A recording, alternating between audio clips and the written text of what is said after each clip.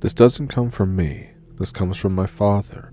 My father is a forest engineer. Basically, he studied how to manage which trees should be cut, how to repopulate certain areas, etc. So while in college, University of Kiev, he liked to do alpinism with other people. He's been doing it since he was 15, and at this point he was, I'm not entirely sure, 22 or 23 comes to mind. He had a lot of experience by this time, so now he was a squad leader in one of the multiple big hiking groups. So they travel for days, training along the way, from Kiev to the Caucasus. There, they meet the squad. They plan a route for about a week, with tents, food, and all the equipment. The backpacks weigh around 70 to 80 kilograms, which is like 170 pounds. It's kind of like carrying a whole other person on your back. So they start hiking. The first day goes completely unnoticed. The second day, they make it through some cliffs. There's a big storm coming in. They can see it from the black clouds. They decide to camp out.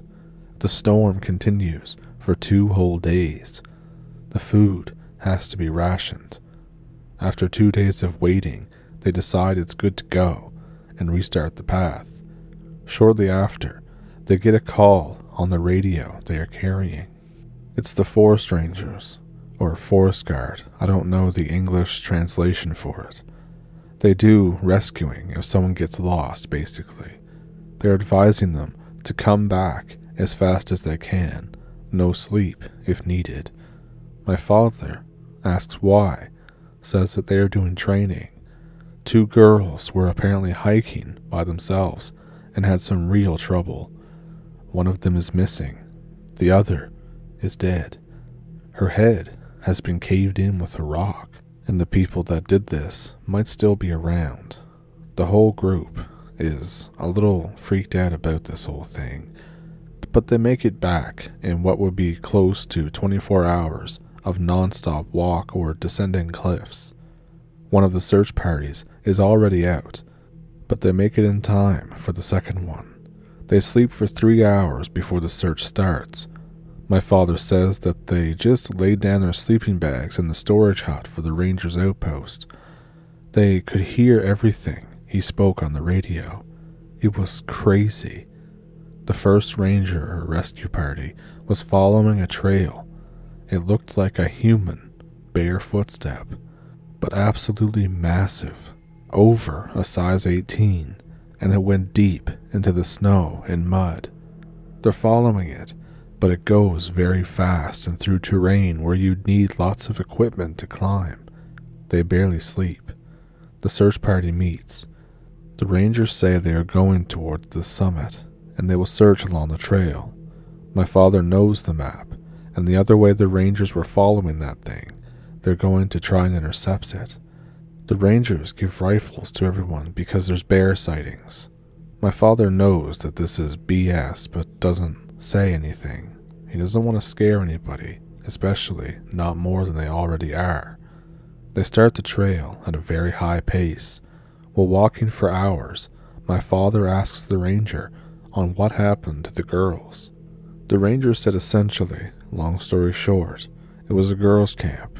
Someone tears the tent apart, kills one of them, partially eats her, and the other girl disappears. We're following a trail. They keep going for a few more hours until they stop for a break to eat something. My father says that he is usually comfortable in mountains and woods, but this time he was having the creeps really bad. They're all sitting around a fire, lightly speaking and eating food, when he realizes, along with everyone else, that there's not a single sound around them. Everything got quiet really quickly. He grabs his rifle and chambers a bullet and looks out into the dark. The only thing that he can see is eyes, multiple sets of eyes reflecting off the bonfire. Some of them were very high in the air, some of them close to the ground. No wolf could ever be that tall. Bears don't stare at you like that, and there's not that many bears in one place. This is something different. Everyone takes notice. Tension grows.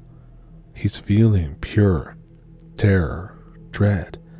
He could not explain to me how scared he was. And then there's a shot.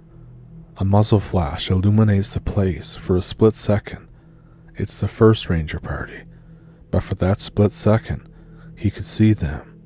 He explained that they all looked like very tall people with no clothes, well over 8 feet tall. They were skinny. You could see their ribs poking out, very low body fat. They also had parts with very pronounced muscles, like the shoulders and forearms. They had very long hair that went almost to their waist, and they were all very pale. After the first shot, they scattered and leave, but they all did this without a single sound. There were up to 40 of them all around the campfire, and all of them leave without you hearing even a branch break. They meet the rangers. They found the clothes of the other girl torn apart, but no body. They all go back to camp without saying a word. My father stopped doing alpinism after that. He only started going to the mountains again about a decade and a half, because I was born. We liked hiking. We never spent the night in the forest or the mountains. We only ever hiked during the day. The missing hikers were reported as bear attack takes the lives of 2 young women. When my dad told me this as a teenager, I didn't really believe him, but when I asked my mother about it, she confirmed that my father suddenly stopped going into the mountains or woods at all, and he wouldn't talk about why. So maybe it is true. I don't know.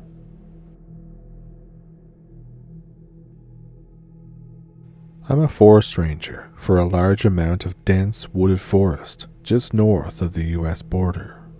It was 1200. I had just signed on to my shift. I get a call on the radio for a 1049, which is a missing person in my area. They were last seen wearing a sweatshirt, hiking shorts, a red backpack. He had been missing for 2 days now, and it was just reported. So I mount up, fuel up, and head out into the area that he was last known to be in. I was cruising around for about an hour and a half. I decided it would be a good idea to start out on foot, as he probably won't be on any service roads. I notify dispatch to send an additional unit. I wait for half an hour until backup arrives. He's a good guy. I enjoy working with him. We head up onto the trail that's known for people getting lost. Halfway up, it splits and goes further into the woods instead of curving around and heading back out towards the service area. So we're hiking for an hour, calling out the person's name, keeping an eye out for clues, etc. I wind around a bend and find the remains of a campsite. I shout out for my partner and the missing gentleman. My partner doesn't come around the corner. I go back around the corner. My partner isn't there. I come up on the radio, saying his name. Come in. Officer, his name. Are you code 4? Nothing. Just static. I inspect the campsite. It's fairly recent, probably about a week, but no new footprints or indents in the mud surrounding the fire pit, except for animals. I decide to wait for my partner. He may have gotten lost. I try the radio again. Officer, his name. This is my name. Come in. Are you code 4? I'm looking around in the trees, listening for any sounds out of the ordinary. I wait for 45 minutes for my partner to appear. While I wait, I'm walking in this little circle around the campsite. My partner doesn't show up. Now I'm getting worried. I go back around the bend in the trail, past the little rock outcropping.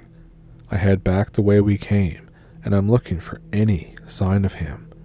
As I come up onto a hill, I hear footsteps ahead of me, boots on the rocky path. I come up on the radio again. Are you code 4? There was still nothing on the radio. I dart up ahead to get a good look at whoever is on the trail. I spot a red backpack on the guy. He seems to be walking weird, not swinging his arms, almost kind of like he's hurt or a gait. Excuse me, sir, what's your name? I'm 20 feet behind him at this point. Sir, he's still walking weird. I yell out, hey. He stops and turns around super fast. Are you? Name of the missing hiker. He just stares at me. Sir, are you? Once again, name of the missing hiker. He still doesn't speak, but he nods his head. We've been looking for you. I'm going to take you back to the trailhead. After about 40 minutes, we reach the trailhead, and me and my partner's vehicles are still there. Now, I'm going to put you on the back of my truck, and you're not under arrest, but just so you can relax and catch your breath. I try the radio again. Are you out there? Man, where are you? The radio crackles to life. This is Officer. Yes, I'm okay. I found the missing person. He's got a broken leg after falling off a small cliff. I've patched him up, and we're on our way back to the trailhead. Sorry for not responding. I was out of range. I got separated at one of the trail forks. And I think, what? I say, man, I've got the missing hiker.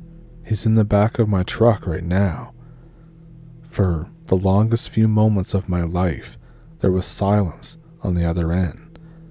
And then I hear, lock your truck and grab the 12 gauge from my Jeep. Why? Just do it and don't let it out of your sight. Alright. I unlock his Jeep. I grab the 12 gauge and inspect it to see if there's a round in the chamber. I calmly walk over to my truck and peek in the window. There's no one there. My truck is empty, and the cage is bent to a severe angle with my driver's side door open. I swing around the other side of my truck and peer into the cab. Empty. I close the door and climb into the bed, sitting on the roof for about an hour and a half, just absolutely in terror, until my partner came back with the injured hiker. He looks at me. You let it get away? I said, what do you mean by it, though? He said, I'll tell you later. And when we got back to the station, he never did tell me what it was, who it was, or anything that had happened.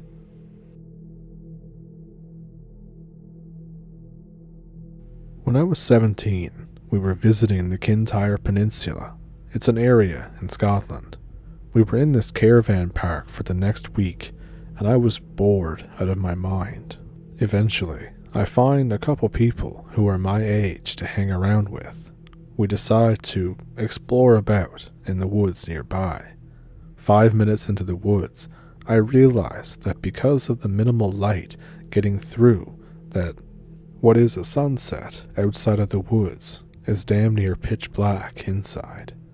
We decide that it's the perfect time for a game of hide and seek. Don't judge me, hide and seek is good at any age. So, I'm it. Everyone runs off into the darkness, and I'm counting with my mag light in hand. I get going after them, and I decide that since I have to catch them as well as find them, I'm better off without the torch. But if only I knew. I see somebody laying down behind a stump amongst some bushes. I sneak up to the other side of the stump and reach over the top to grab the person so they have minimal time to book it. It wasn't my friend. What I grabbed was fur, but not like an animal fur. It was like touching a spider, but so much worse, because the thing that I'm touching is the same size as me. It doesn't even look.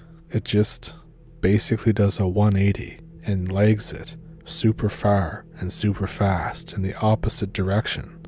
I've never seen someone run that fast. I think, wow, what a sore loser. And I get to the edge of the woods. But the people are still hiding there. Now, my trooper mode engages. I think, well, I'm gonna get them again anyways. I grab a broken post from an old fence, and I start moving back into the woods with the light on this time. I see my friends all gather together after walking for a couple minutes. I meet them and ask them if anything happened and that if we needed to leave. And this is where it gets really weird. They tell me that the game ended and that they met back here as we all agreed upon. And I said, "What do you mean the game was over?" They tell me, "You caught us all." And I'm thinking, no, I didn't. And I tell them that I haven't found anybody. They say, "Man, you grabbed my shoulder and then ran off and tagged the next person." And I think, oh shit, that wasn't me. I told them this, and I told them that if it was me, why did I come from the opposite direction of the woods with a pole? And we decided that we should get the hell out of those woods. We all stayed pretty much permanently on the other side of the park, away from any vegetation that was higher than my ankle. Looking back on it, what the hell was that? It wasn't one of us. It wasn't somebody else. They had fur, but like a spider, like I said. It just felt wrong. It felt evil. I don't know how else to describe it, but if it was like some other stories I've read, I worry that I somehow taught it how to tag people.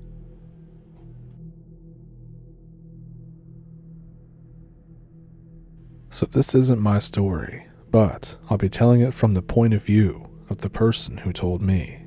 It's the summertime, 2008. I just graduated in 2007, and I was living with a couple of friends.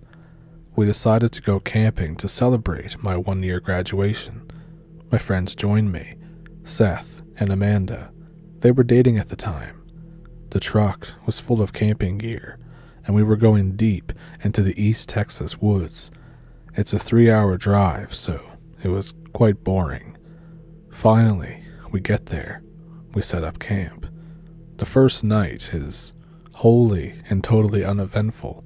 We had a fire, cooked some food, smoked some weed. I was all good. So fast forward to that second night. We spent the whole day hiking around the area, exploring and doing friend stuff. All of us were tired.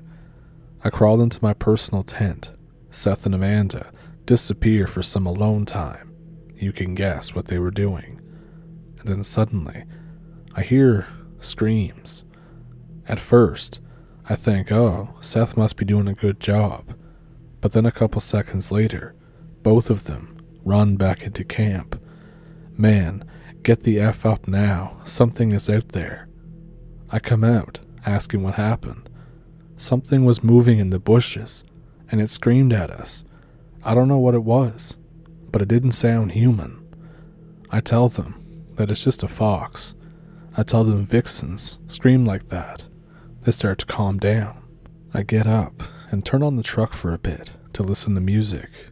Everything is chill. Everyone's calmed down now. I turn off the truck and go back to my tent. It's like 2:30 a.m. now. I'm exhausted beyond belief. I pass out. This is where it all gets weird, and neither Seth nor Amanda can explain this.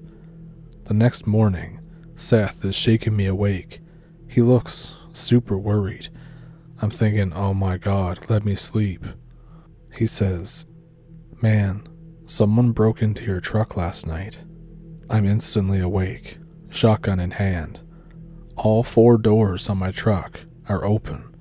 The interior is full of mud and grass.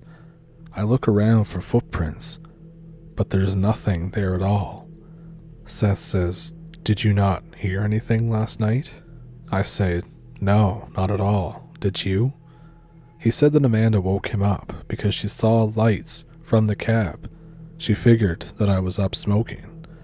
I freak out a little bit. I decide that our Last night there, we would all just stay up all night. We spend the whole day looking around the camp for signs of an intruder. Nothing. The whole day, we were really tense and nervous and didn't really talk about our plan to stay up.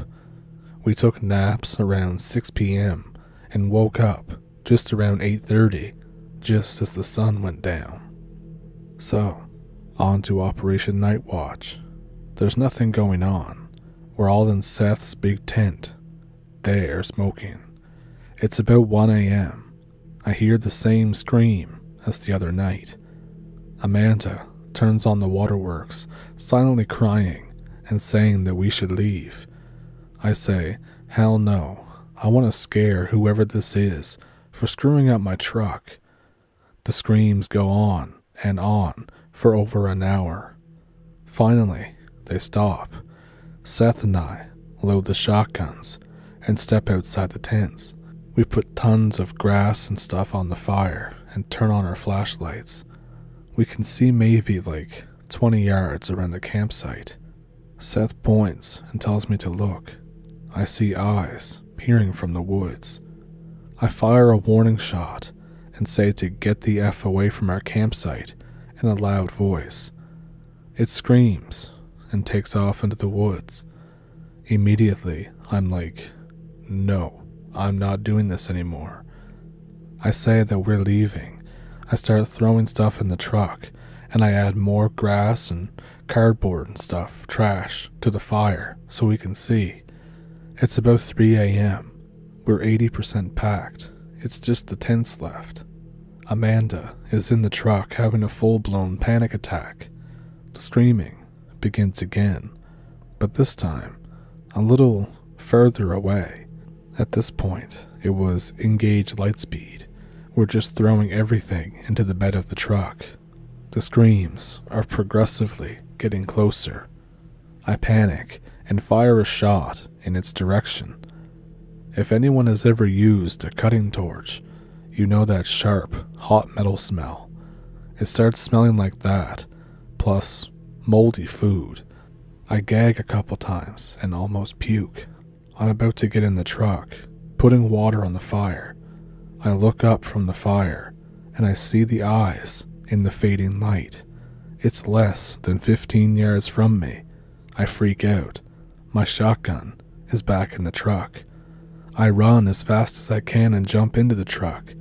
I do a 3-point turn. The truck is now facing the road that we drove up. And this is the part where I lose people. I shit you not. This thing was visible from the waist up and was standing off the road. It had antlers, like a buck. It stood extremely tall, and it had massive shoulders. I couldn't really see the head because of the shadows, but the body looked like it was covered in fur. It may have just been my imagination, I don't know, but Seth and Amanda freaked out and later on refused to go back and talk about that trip. After I moved out, they deleted me off Facebook and they won't answer my texts or calls.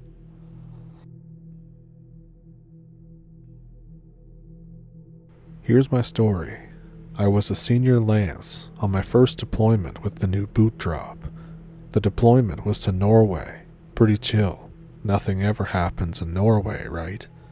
We're on a really long field op, some 26-mile trek through the asslands of snow country, in the mountains, up near Settermoen.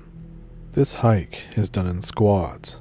Each team gets stuck with a mikwik, a sled to carry the tent, stove, and other supplies for Arctic survival.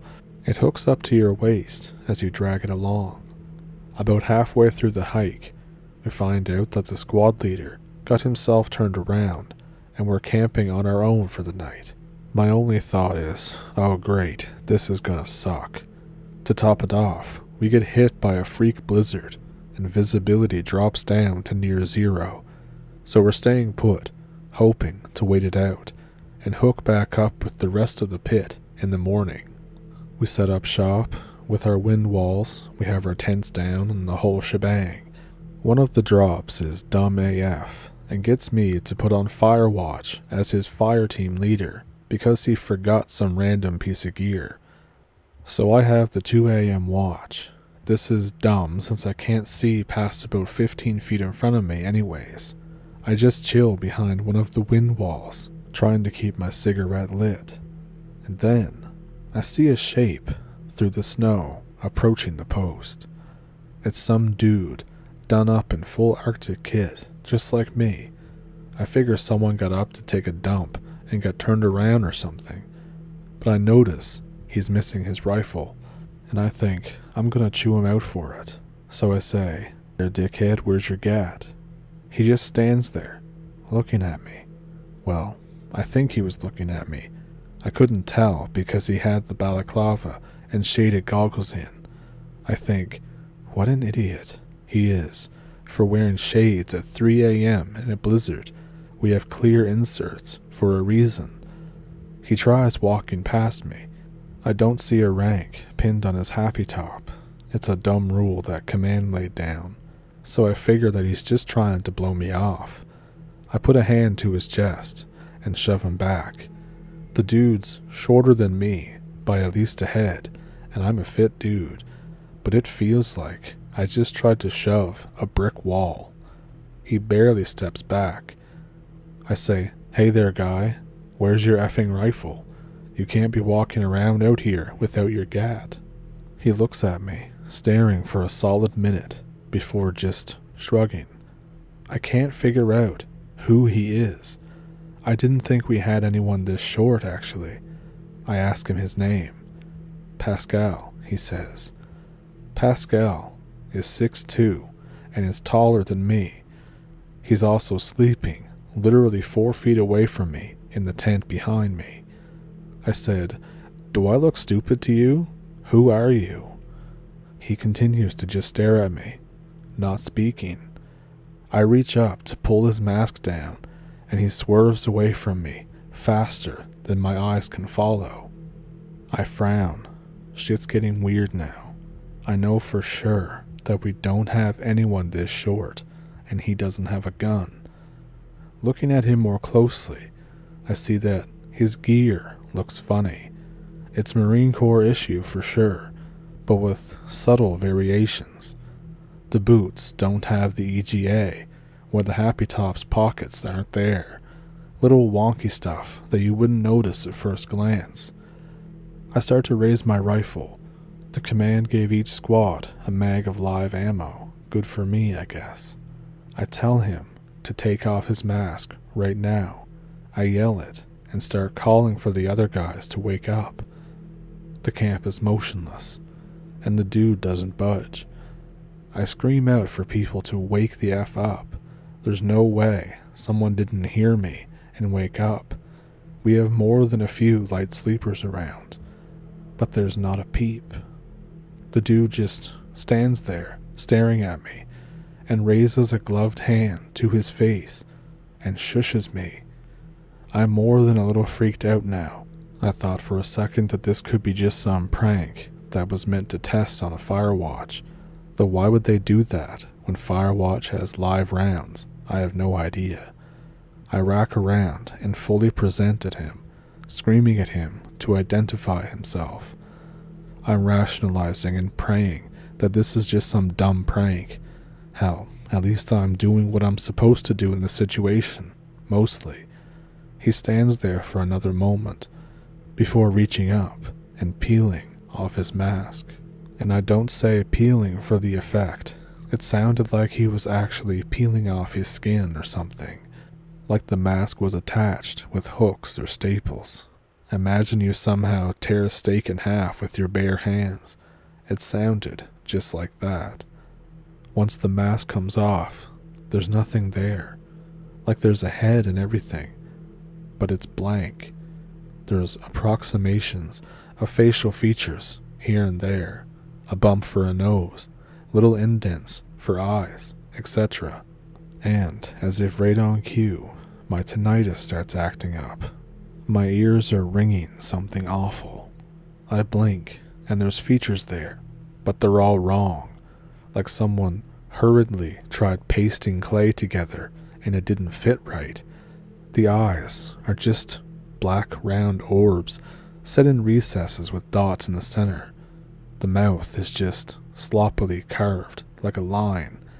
The nose looks like someone took a triangular shape of flesh and stuck it to his head on crooked. My heart was beating out of my chest.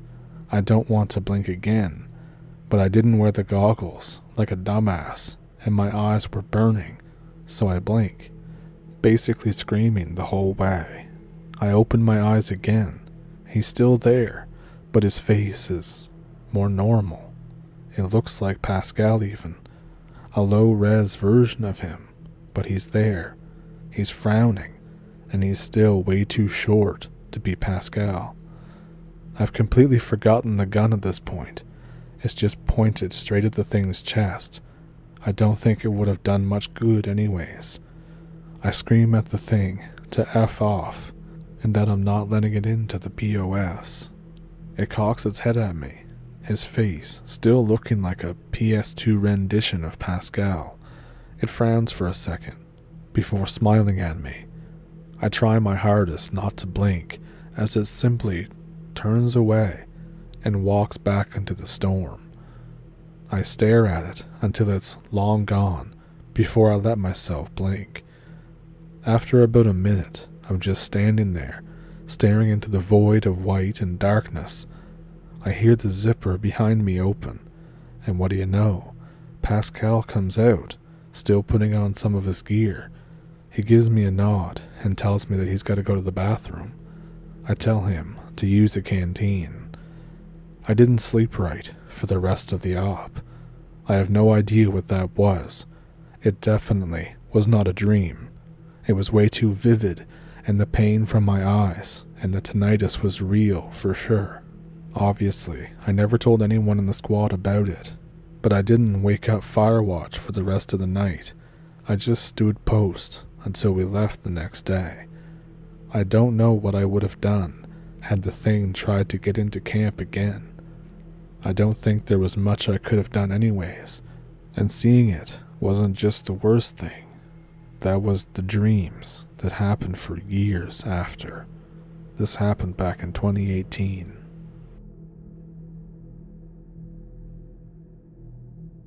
This is something that happened back in the autumn of 1993 in Alabama, up near the Talladega National Forest. This is also down some dirt trails near a place called Gant's Quarry. The buildings are still standing are all wooden structures, so they're falling apart and really not that safe to screw around with. But we found one that was pretty solid, and we planned on camping in it throughout the night. It was a typical teenage thing where we'd all alibi each other and come up to stay out all night. So we got there around 6 p.m. The sun was just beginning to set. We were pretty well prepared. We had sleeping bags, flashlights, my buddy's hunting rifle, a boombox, and plenty of beer. We were having a great time, but as we were winding down, around 1 a.m., we started hearing yips and howls. Coyotes. The place still had a standing door, so we pushed it shut and wedged it shut, but the girls were still quite scared. My friend and I went out and shot off a couple of rounds that scared off the coyotes. About 20 minutes later, we got settled back down. About 20 minutes later, we hear something else. It was eerie because it didn't sound like the coyotes. Its howl was much deeper, kind of a mournful sounding. Also, it didn't sound like any other wolf you've ever heard. It didn't sound like a person either exactly, but it sure didn't sound like a wolf. If you can picture it, it more sounded like something trying to sound like one. Neither me nor my friend said anything because we didn't want to freak out the girls more than they already were. But we had spent a lot of time in those woods, and we both knew that whatever we were hearing was not a wolf. And now you might be thinking that there aren't any wolves in Alabama, and officially there aren't. But anyone who's ever hunted there knows that that's total BS. There's coyotes, coy dogs, and there's also the red wolves that they say are extinct. It howled twice, really long. Then it was quiet for minutes. Then it growled right outside the building or shack that we were in. It was so deep that you could feel it rattling in your chest. It scared the shit out of all of us. Now, of course, my friend and I both did that thing that guys do when they're young, stupid, and there are girls to impress. We pretended to be mad instead of scared and got up, stomping and yelling before grabbing a couple of flashlights and the gun to go out there. The girls were seriously freaking out by this point, telling us not to go out and to just let it go away. But out we went. We went out, made a circle around the building, shined our lights all around, but we didn't see anything. We were on our way back inside when I finally saw it. It was maybe 20 or 30 yards back down the trail that we drove in on. It looked like the silhouette of the biggest wolf you've ever seen. My friend shouldered his rifle, but I stopped him. I told him not to shoot it. I have nothing against wolves, and that wasn't really what I was thinking. It felt off to me, if that makes sense. I was already thinking something spookier than just a wolf. Instead, my friend fired another warning shot, and all it did was stand up. He looked at it and then told me to go get the girls because we're leaving right now. It took a little convincing to get the girls back out of the shack, but once they saw it, they were at the edge of my buddy's flashlight, looking at it and seeing exactly just what it was. They bolted straight for the truck. We followed, and the whole time it just continued standing there, stock still. It growled again, and we realized that it might never have been any closer than it was at that moment. It made me think it might have been there watching us on our whole patrol, and that creeped me out even more. We bounced out of there during 30 on that washed out trail, 50 on good stretches, but I could still see it behind us for a good while. My eyes were glued to the side view mirror. It would run on all fours, close some distance, and then stand up again like it was hurting us.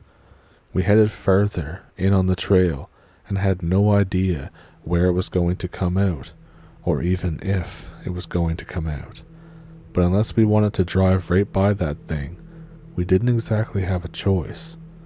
Eventually, I stopped seeing it in the rearview mirror, and not long after that, we came out on a little back road that wound back around to somewhere we knew. My buddy and I were already getting over our fear as soon as we saw the paved road, and we were talking about what we had seen, sort of comparing notes, but the girls were barely saying anything besides telling us to stop talking about it, almost like they thought that that would make it come back. As you can imagine, they weren't super impressed with what happened, and both of them ended up breaking contact with us shortly after, and we both know why they did. They didn't want to be reminded. We went back there a few times over the years, but we never experienced anything else like that. One thing I did find interesting is between that night and our first trip back, something burned down the shack that we stayed in, and that is my encounter with what I believe was a werewolf. So I have this belief that fae, ghosts, cryptids, aliens are all the same type of entity, just manifesting in different ways. I have my own story that sparked my interest in all things like this. I was living with my mom and my sister. We were not well off, we were quite poor, and I was just young. My sister was a couple years older than me. My mom meets my stepfather. He's retired from the railroad and has a good amount of money. He moves us out to a plot of land that he bought in our town, pretty deep in the woods. This is Shawnee Forest in Illinois. He hires this local labor union to build our house. Most, or if not all of them, are from the area. Myself and my sister are playing in what will eventually be our backyard. We're just jumping in and out of holes in the dirt that were caused by the tractors, climbing trees, all that kind of kid stuff. And all of a sudden, I get a cold chill up my spine. For whatever reason, I look over my shoulder and I see two kids around our age walking in the woods behind our house. I tell my sister that we should go and ask if they want to play. She looks up and furrows her brow, frowns. I don't think that's a good idea. I say whatever, and I run off into the woods after the kids. They never look back, so I don't get a good look at their face, but they start running away from me. I start laughing, thinking that this is some sort of game. I keep running, jumping over logs, dodging trees. Eventually, I hear my mother call for me, so I turn and look at the direction she called me from. I'm confused. This isn't the direction that the house is. I don't think it is, anyway. I look back at the direction of the kids, and they've vanished. I decide to walk back to the house, or the direction that I thought it was back to the house. I hear my mom call for me again, but this time it's behind me, a totally different direction. I start to get scared. I start calling for my mom, my sister, etc. All of a sudden, I begin to feel very dizzy, very disoriented, and cold. It's getting dark now, and I'm very lost. I sit on a tree stump and start to cry. Eventually, some older guy finds me. It's one of the union laborers that were working on my house. He says, "Boy, what the hell were you doing all the way out here by yourself?" He takes his jacket off and drapes it over me. He tells me to follow him so he can take me home. I tell him about how I just wanted to play with some kids in the woods, wiping the tears out of my eyes. He turns to me, grabs my shoulders. "Do not follow any damn kids in these woods, you hear me?"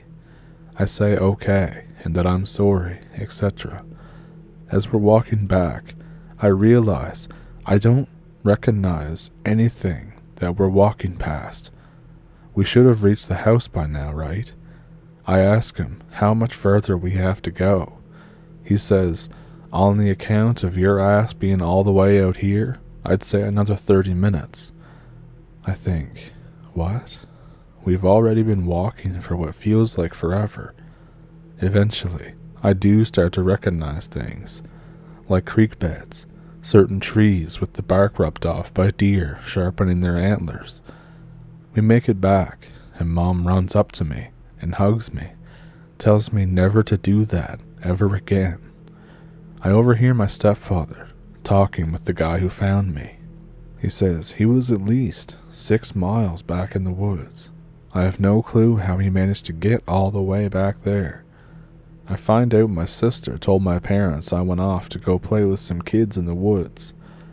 I also learned that day that we have no neighbors, that there isn't a person that lives near us in over 20 miles, and that quite literally there are no kids out here except us. I'm not creeped out at the time. I'm more angry that my mother didn't believe me, and that my sister pretends that she didn't see anyone, even though she obviously did. I don't know if it's because I was young and didn't understand the gravity of it all, but that pissed me off more than anything. So, I think I found some fae or something trying to lure me into the woods, and I got lost. I have a few more stories too. And this is something from when I was a little older, but not a teenager yet. My entire family lived somewhat close to each other when I was young, and by close to each other I mean within an hour drive. So, about 20 minutes away is my aunt's house. We were sitting on the back porch with my sister and 2 cousins. Their ages mirrored mine and my sister. We were eating watermelon that my uncle was slicing up. We decided to start throwing the rind, I think that's what it's called, the green part, of the watermelon slices off into the woods off the back porch. We all get up. We take turns trying to throw the rind as far as we can into the woods. We get bored of this. We go inside and start playing WWE on Xbox with my cousins and my sister. And suddenly, we hear a whap noise. We all turn our heads to the back door. We see nothing. The back porch light is off. My cousin gets up to tell her father. My uncle comes in and tells us to stop eating so much sugar. It's making our minds act up. He says, "It's late anyways. You all need to go to bed, or your mother is going to be angry." And then, as soon as he's finishing the sentence, there's another whap noise. He stops and turns to the back door. He turns on the back porch light and yells for my aunt. She comes into the living room, and then he tells her to keep us away from the windows. He grabs his shotgun and goes outside. We sit there for a long time, and we hear pretty much nothing. He comes back inside, and his face is as white as bone. He says, it's just some dumb kids playing pranks. Just don't worry about it." My aunt looks worried, and she tells us to go to bed, even though it's early. I don't realize how tired I am. I fall asleep pretty quickly. I wake up to my younger cousin saying something. "Go away. Leave us alone." I rub my eyes and I look at her. She's staring at the window with the blanket pulled up to her face. I look at the window and I don't see anything. There's nothing there. She starts crying and calls for her mom. My aunt comes in the room and asks what's wrong and turns on the light. She says, "There's nothing there, honey." But then, I am 100% sure that she noticed at the exact moment that I did. The light in the room reflected on the window. You can clearly see what looks like child-size handprints and a nose print, as if somebody was pressing their head and hands against the glass, watching us from outside. At this point, my aunt freaks out. She wakes my sister and my other cousins up and moves us into the living room. She calls my mother and tells her to come pick us up. My mother shows up looking really mad, questioning why she had to get up in the middle of the night, etc.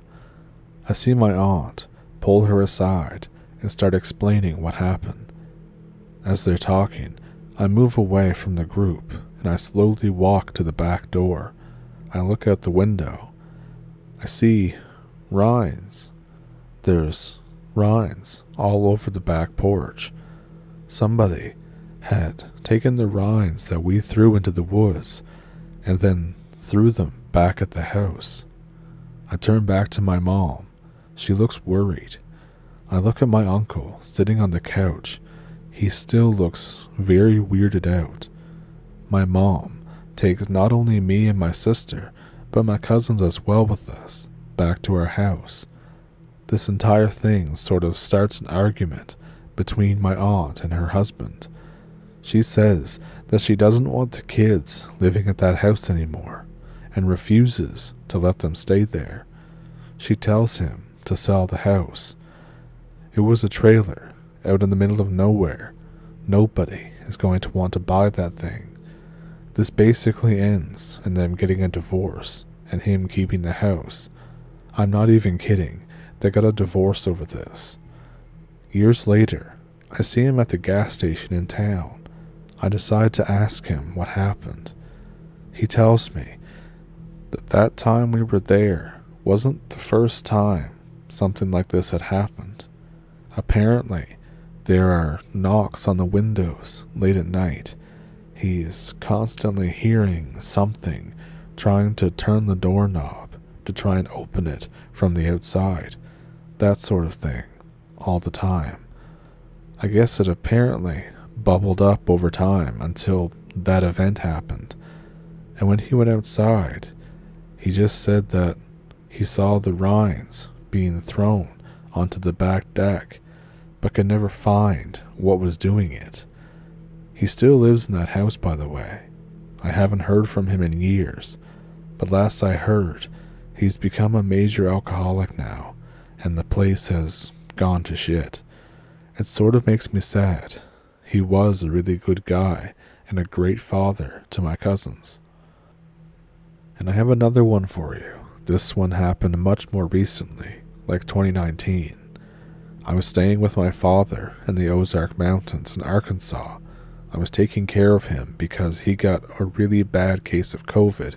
He was a lifetime smoker, so during the worst of it, he couldn't even wash himself for a while, and I had to take care of the house and everything. So, I was about 21 years old at this time. I would wake up in the middle of the night, unable to sleep. Insomnia is a hell of a thing. I decided to drive around and listen to some music. I did this quite often. Every time I would go driving, I would pick a back road deep in the woods that I haven't driven down yet. I would see where it went, where it led to, etc., and certain landmarks. It's gotta be like 2 a.m. or something.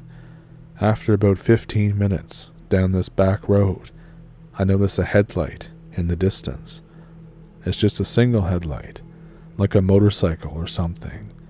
I turn my brights off, and I wait for them to pass. My mind begins to wander. I'm still driving and listening to an album from high school. I notice then that something is wrong. I turn the music down, and I try to figure out what it is that's making my instincts go off. I realize that the light is still in front of me. I think this is really weird. I could have sworn that it was a headlight, but I think maybe it's someone's porch light out here. But it can't be. The road's been twisting and turning. Anyone who's ever driven in the Ozark Mountains knows exactly what I'm talking about. Those are some breakneck turns. I decide to speed up. On a straight stretch, I floor it to see if I can catch it, but it maintains its distance, like it sped up when I did. I hit my brakes and come to a stop. I turn the car off and open the door, trying to hear some sort of motor or engine that would tell me that it's an ATV or something else. I hear nothing. I get back in my car. I decide to turn around. I'm starting to get really creeped out by this point. When I turn around though, it takes about 5 minutes until I see it. It's the same light, this time in the opposite direction. I look in my rearview mirror. It's not there anymore. It's only in front of me. I'm starting to get really spooked right now. I get nervous because the road is really bad, and I'm starting to feel very tired. The next part is honestly a blur. I remember the music that I was listening to. It was Toxicity by System of a Down. I was humming to keep calm. Next thing I know, I open my eyes. It's daytime. I freak out. I look around, and I'm in the middle of nowhere. I don't recognize the road anymore. I look at my phone. 4% battery. It's 9 a.m. Frickin' 9 a.m. I try and start the car. It's not starting. Not even the engine's turning over. The battery is completely dead. I call my father. I had like 1 bar, thankfully. He's super pissed, asking where I was, that he was worried, etc. I tell him that I'm not sure. He says, "What? Where the F are you? Where did you go?" Honestly, I was at a loss for words. It's like I blinked and it was daytime.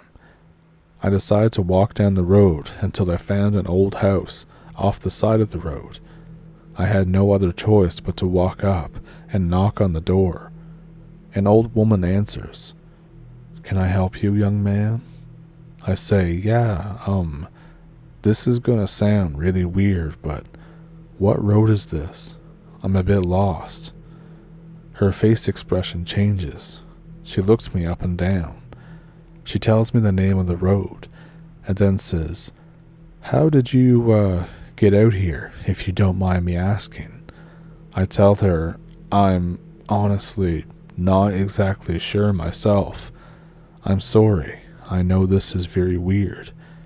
She laughs and waves her hand.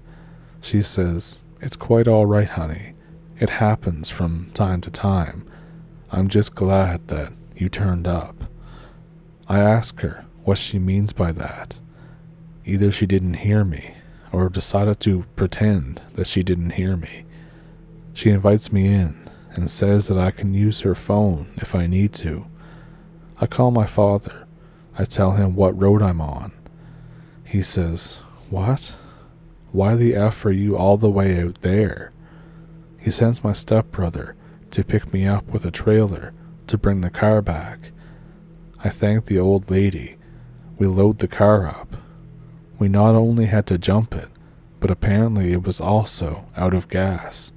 So we had to siphon out of the truck's gas tank just to put even enough in it to get the car up onto the ramp of the trailer.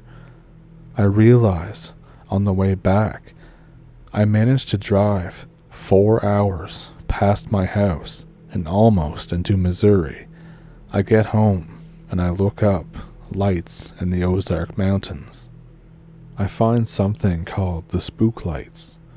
I'm pretty sure that this fits exactly what I saw.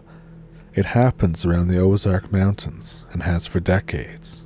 I think, figures. I decide to read about it more, different descriptions.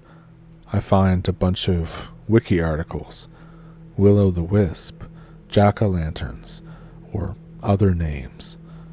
It's a phenomenon in English folk belief, English folklore, and much of European folklore by a variety of names, including jack-o'-lantern, friar's lantern, hinky-punk, and hobby lantern, and is said to mislead travelers by resembling a flickering lamp or lantern.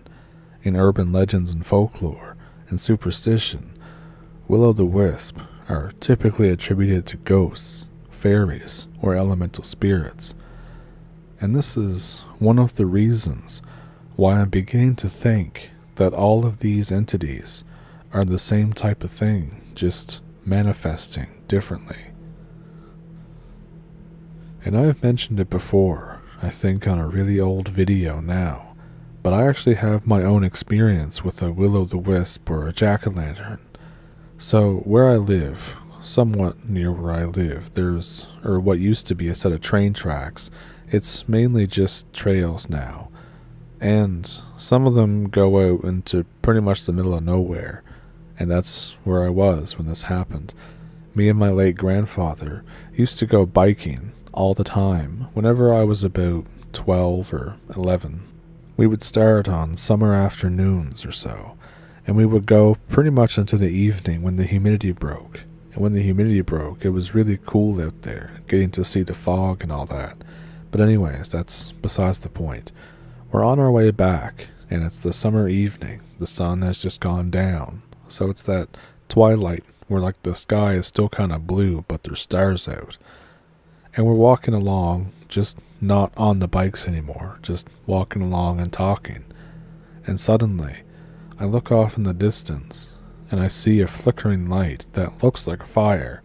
And I said something along the lines of, "It looks like somebody's having a fire way out in the swamp." And he gets kind of serious. He's staring at it, and he says, "That's not a fire. We call them wisps. And whenever you see one, don't go toward it. Just keep walking where you're walking. Pretend that it's not there, because it's just trying to draw you out there, and then you get lost and drown out in the swamp." And honestly, hearing about it freaked me the hell out, because I had never seen it before, and I've only seen it once or twice since then, when I've been out on the trails at night, but obviously I'm not gonna go toward it and see what it is. But I also liked how calm he was about it, and it's pretty funny too when you talk to people from a different area, and you ask them about like local paranormal things or high strangeness things that they have, and they're super calm about it, like it's no big deal. And it's like, oh, this is just, and then you insert local horrifying paranormal event. Yeah, that last one about the Ozark spook lights really reminded me of a similar experience that I had. Not quite to that extent or extreme, but just the gist of it.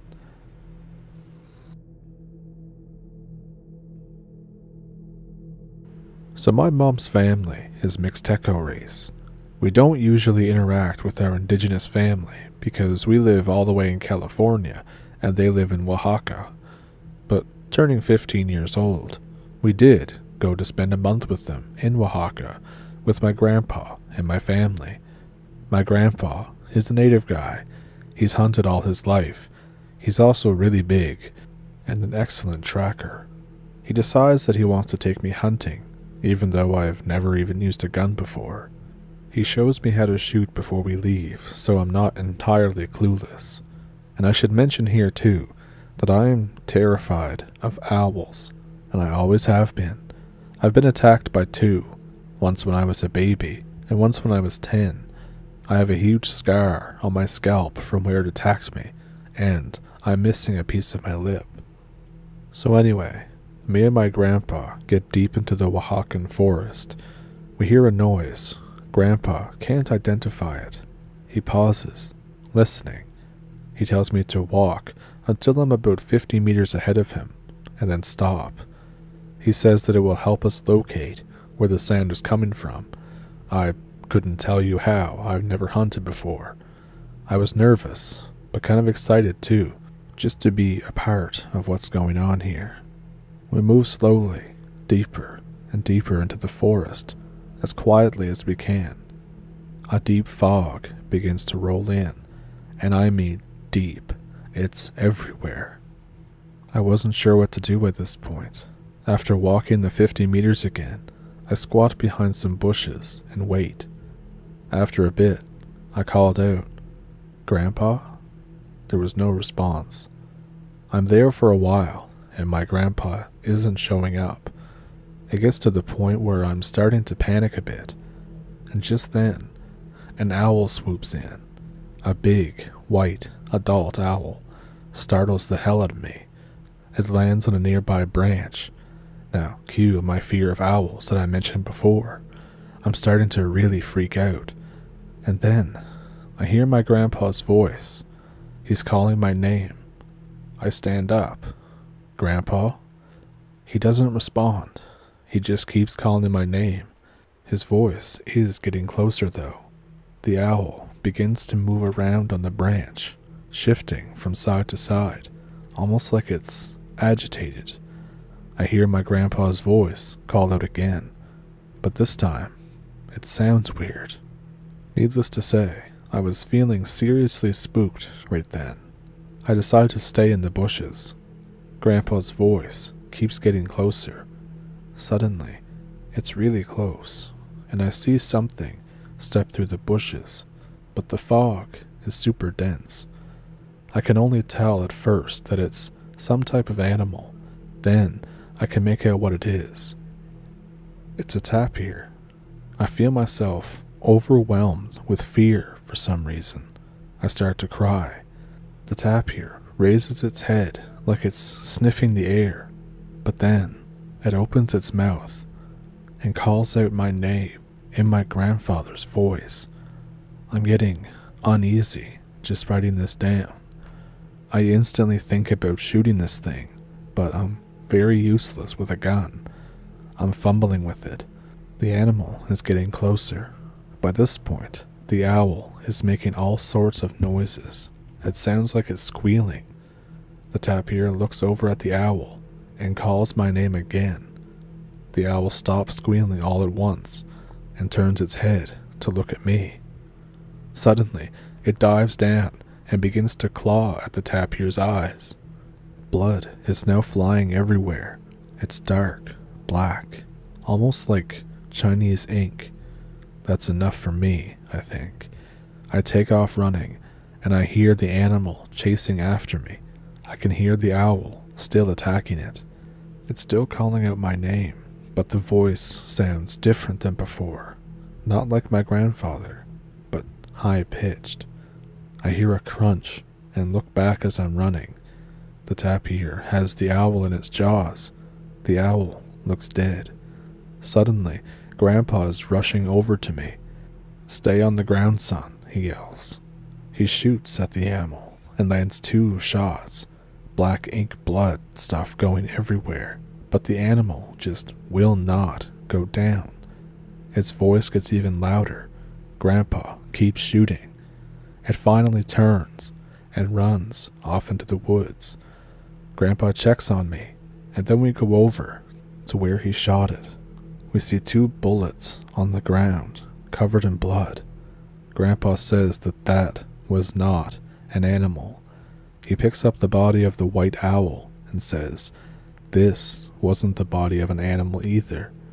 He says it was a relative of ours, but he's gone now. I cried on the way back home, and Grandpa told everyone what happened. They did a little ritual for it. Grandpa showed me a framed photograph of his brother. He believes that that's who was controlling the owl. It was him who saved me. I haven't been back to Oaxaca since all this took place.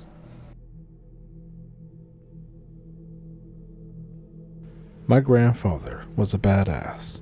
He was born in Alberta during the early 30s and raised his 3 brothers on a reservation from the time he was 9 years old.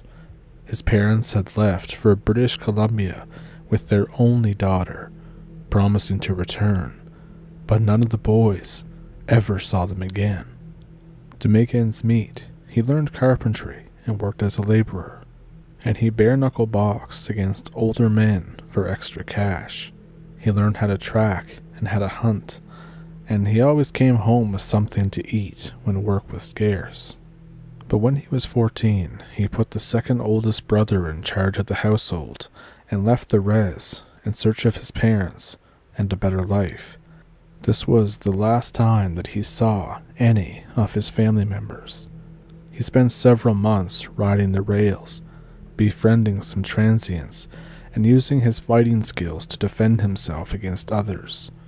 He eventually made his way to Vancouver, the last known whereabouts of his parents and sister, and started working in a pulp mill. At 17, he met the woman who would become my grandmother, and the two eventually married, which led to him giving up his search for his family. They bought some land, and he spent his free time building several houses, which still stand today. One of those sat on the land that he bought with my grandmother, which included acres of wooded area. On his land, my grandparents kept horses, dogs, and small farm animals for eggs and meat. My aunt was then born in the early 50s, and then my mother came along right before the end of the decade. As far as I've heard, nothing bad or strange really happened until my mom found an old Ouija board and played with it by herself, although I don't know if that actually has anything to do with the following events. My mother was around 8 when she was riding her horse through the wooded part of their acreage when the horse stopped, dead in its tracks. My mom tried to spur it on, but it was frozen in fear. And all of a sudden, she smelled something awful. Rotting garbage and rotten meat. She pulled back the reins of the horse, and it instantly turned and took off back towards the house, almost knocking her off its back several times along the way. Afterwards, the horse was never the same. If she went near it, it would try to kick her, and if she got on it, it would fall backwards, trying to crush her beneath. At one point, it seemed to be back to its old self again, letting her climb onto it. But once she did, it ran towards the road and stopped abruptly, bucking her forward into the path of an oncoming car. My grandpa saw it happen and put a shotgun up to its head, but the horse didn't react. It just kept breathing heavily and staring straight ahead. My mother barely missed being run over by a car that saw the horse coming and managed to swerve out of the way, and my grandmother begged my grandfather not to shoot the horse.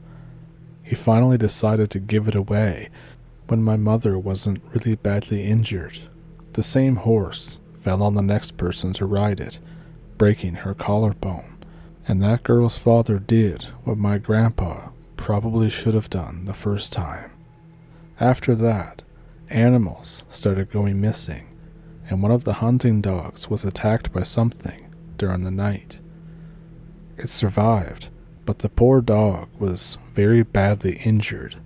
My grandpa set out some traps and stayed in the hayloft above the barn with a shotgun and rifle beside him. He slept out there for several nights. He figured it was foxes, or maybe coyotes, wolves, or even a desperate bear, which is what he attributed the smell to in the woods. He figured that it was also the reason the horse lost its mind, but nothing came the entire time he slept out there, and eventually he figured it had moved on to easier prey or died. The day after he stopped sleeping in the barn, my mom was out near the tree line playing with the injured dog as it was healing, and out of nowhere, the dog started sniffing the air, then positioned itself in between my mom and the trees, growling and barking.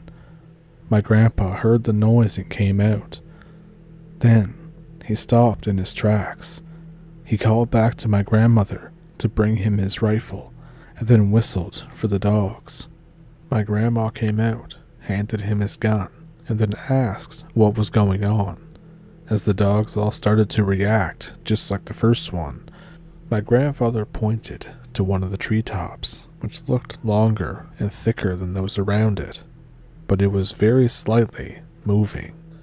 There was something up there. When Grandpa would later retell the story, he said that whatever it was must have been at least 6 feet tall, but it was probably a good bit taller. He took aim and fired, just as he saw a pair of wings start to open up. Whatever was up there was watching them, but he beat it to the punch. It was a kill shot, directly in the chest with a high-powered rifle, and he instantly started running forward with all of the dogs following him as the thing plummeted to the ground, the breaking of tree branches wholly unmistakable. When he reached the impact point, he raised his rifle again and commanded the dogs forward to flush it out, but they all just stood in the spot and kept spinning around, trying to catch a scent that seemingly had disappeared. A pile of broken branches lay in the obvious landing spot, but beyond that, there was no proof that anything had happened. No body, no blood, not even a trail. It had either disappeared or gone straight back up the way it came. He searched those woods for days, but never found a sign of what that thing was, and I never saw it or experienced issues with the animals after that. Decades later, when he was dying, he kept talking about how he saw something. In his delirium, he referred to it as an alien, but he said it was coming back for him. I've never seen that man scared of anything in my life, but there was actual panic and fear in his voice. A few nights before he died, he had already been too weak to stand on his own for several days, and my grandmother awoke to the sound of a gunshot. She ran outside, fearing the worst, and saw my grandpa lowering his rifle, staring at something in the distance. She took the gun away and helped him back inside, and that was it. I don't know if whatever it was actually did come back for him, or if it was just a hallucination of an old memory. But I'd like to think that he went out with a final FU to the thing that tried to torment his family all those years ago. Keep an eye on those treetops.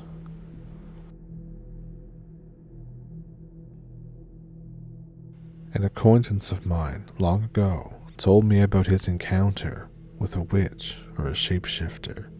There had been a series of thefts recently in the town where my friend lived. Somebody was going around stealing livestock, mostly pigs. So he and some neighbors got together one night to see if they could catch the thief when they saw a very strange sight. From their lookout spot, they could just make out a small country road that led to the next town.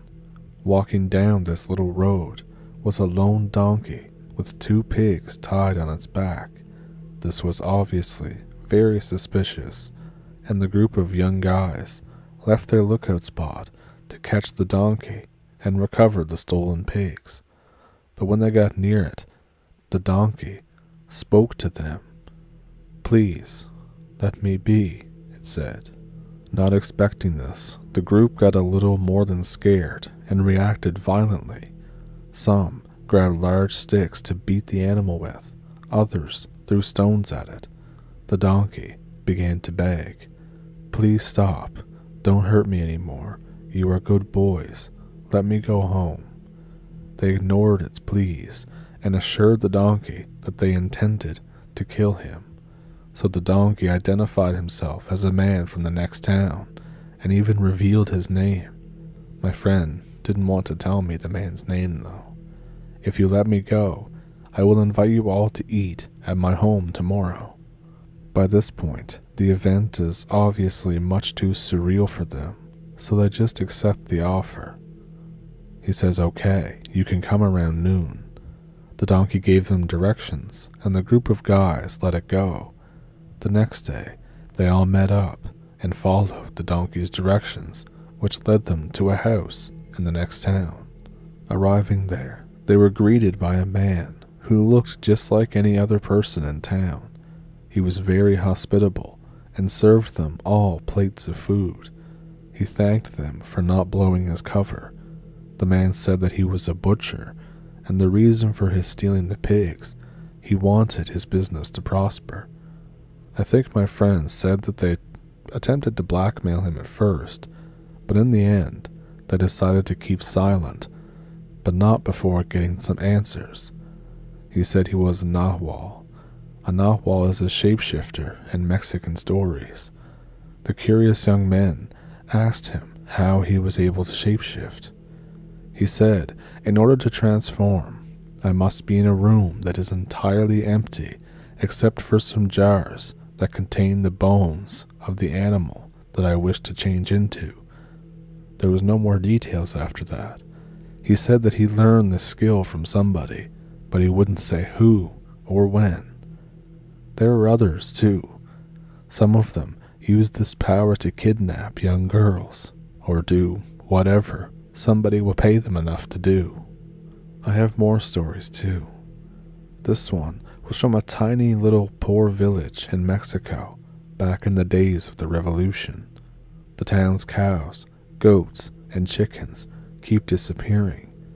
Most people believe it's bandits taking off with livestock at night. My great-grandfather is getting sick of losing his animals.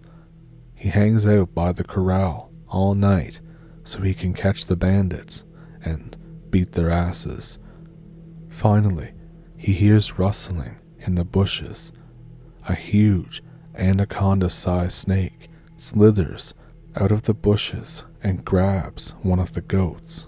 The old man runs up to it and starts hacking the shit out of it with a machete.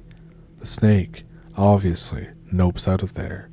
The next day, an old man who was suspected of being a brujo was found dead with machete wounds all over his body.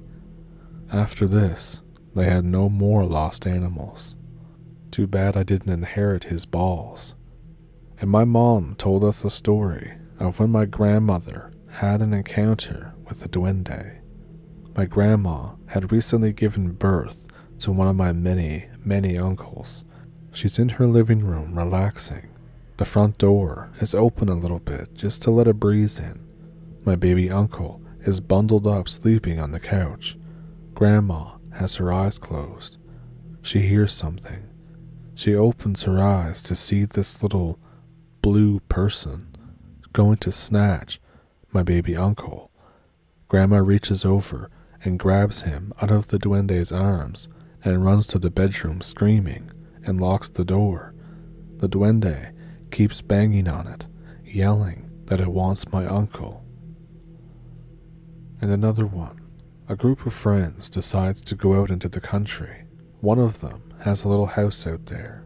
They spend the day talking, telling stories, and just having a good time. At around 4 p.m., they decide that they want to explore the countryside. As they're walking, one of them says that they feel like someone is throwing pebbles at them. Nobody knows what he's talking about. They don't hear anyone throwing anything. He insists that somebody is throwing rocks at him, and he feels like he's being hit by tiny stones. Suddenly, they all heard high-pitched laughter coming from all around them. The laughter got louder and louder and became deafening. They hurry back to the house, and the laughter dies down. But the guy who was getting hit by the pebbles claimed that he didn't hear anything, but they wondered if he was just too scared to admit it. Suddenly, it sounds like someone is throwing rocks at the house. They go outside. There's nothing touching the house, but they can hear the stones hitting the walls and bouncing off. They all leave the house and go to their cars and just drive out of there. But one of the cars gets a flat. It's around 7 p.m. by this point and getting dark. As we're changing the tire, we see a bunch of eyes, glowing like cat eyes, staring at us from the darker areas. We change the tire and we leave ASAP. We get home and I find a little rock in my pocket. And I have another story. I knew a man who used to go around rural towns teaching Mayan-speaking people to talk Spanish. During his travels, he heard stories of stuff. He told me a lot about those stories. Here goes one of them. A man is living in a farm in a large house. A small barn is just outside. One day, he hears a strange sound coming from the barn, but at the moment he enters, it's dead silent. It happens every day for 2 weeks until the man gets tired of it. He grabs an old rifle. All it needed was a bayonet, and it looked just like one of those British Empire standard rifles. He sits on a window of his house, looking at the barn, waiting. He waits and waits. Suddenly, he sees a huge puma with bright red eyes walk silently toward the barn. The puma sniffs at it, and just as he's about to pee on it, he shoots at it until his ammunition runs out. As he's reloading, he sees that the animal is no longer there. He runs downstairs and finds his front door wide open. There's a trail of blood going through his entire house.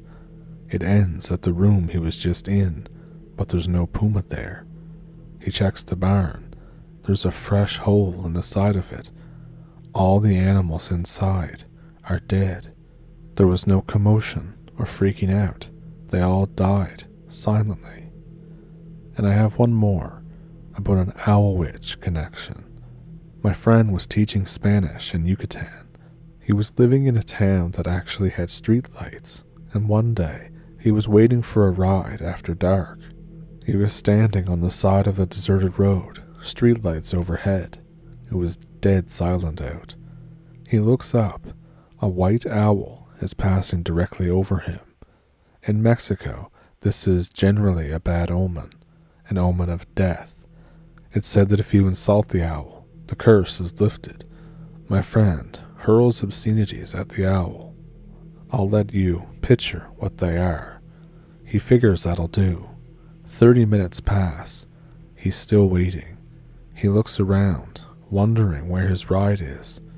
Then he sees a street light down the road go out, and then the one next to it goes out.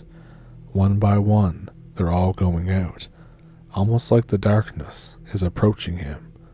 Pretty soon, all the lights are off, except for the one right above him. He starts hearing breathing. Even though the light above him is on, it begins to look like it's growing dimmer and dimmer. Suddenly, all the streetlights come back on at once. My friend's ride shows up to pick him up. He gets in and leaves. There's apparently a brujo that can make the lights go out like that. He does it when he wants to steal stuff from other towns, but he usually doesn't hurt people. People say that his presence attracts the attention of other things though.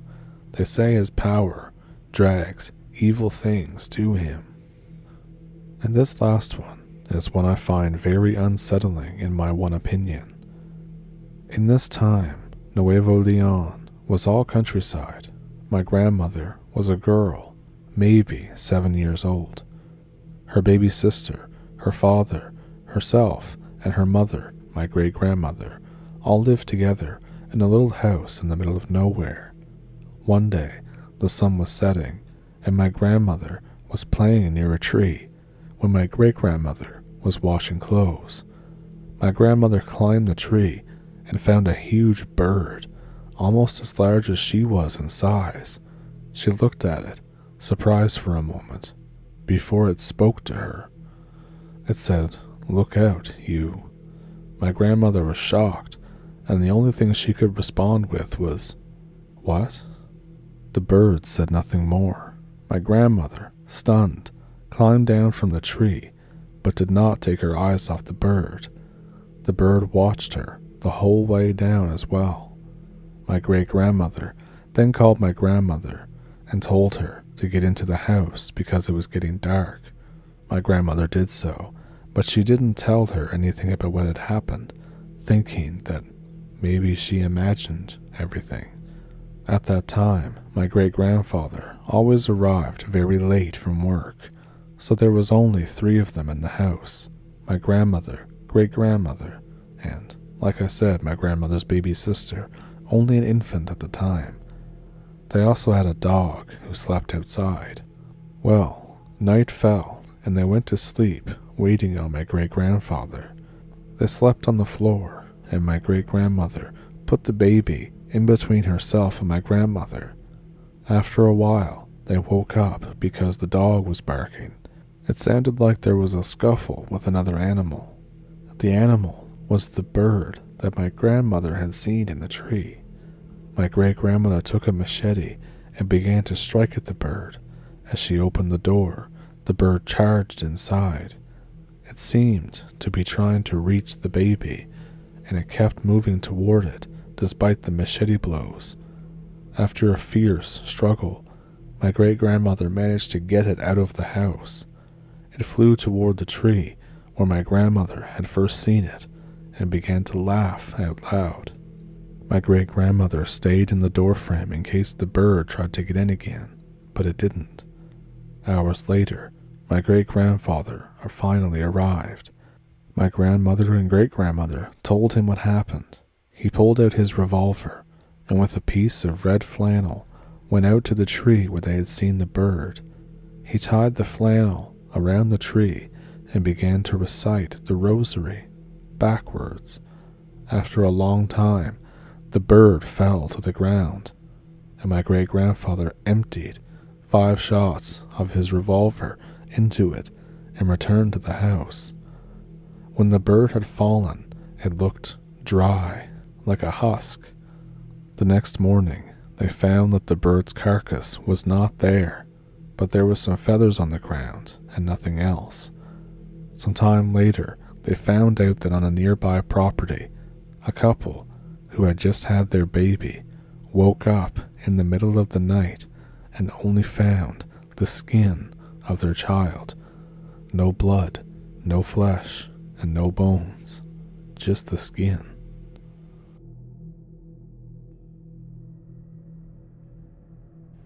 So recently, I've been reading some of the encounters that are posted on the internet, and while I really enjoy them, there was a particular one that I read that kind of set something off in me. As I was reading it, I was brought back to some really disturbing memories that I had a long time ago, but it was remarkably similar. And I don't mean this in the way of a repressed memory. It was never repressed. It was just a very disturbing thing that happened to myself and some friends on a camping trip. We told people back then, quite a few people, but it's a pretty odd and pretty old story, now that I make myself remember it all.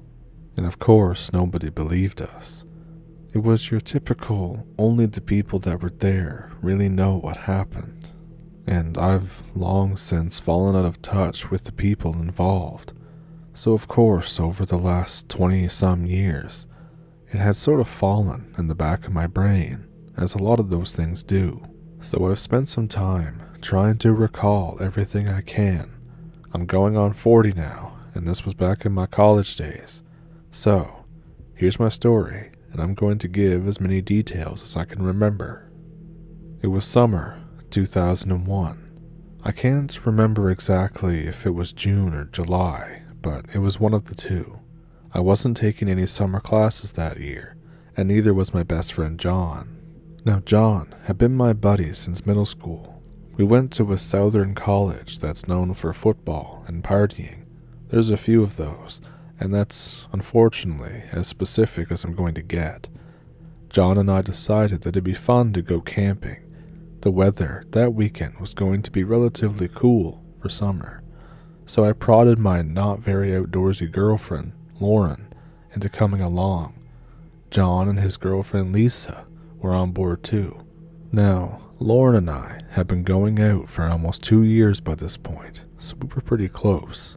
John had only been dating Lisa for a month at most, and Lauren and I didn't know her very well. It seemed like they were getting serious already, so we figured that this would be a good chance to more closely get acquainted. Anyway, John's family is pretty country. They all fish and hunt and camp all the time. They also owned a boat, just a little fiberglass skiff with a center console.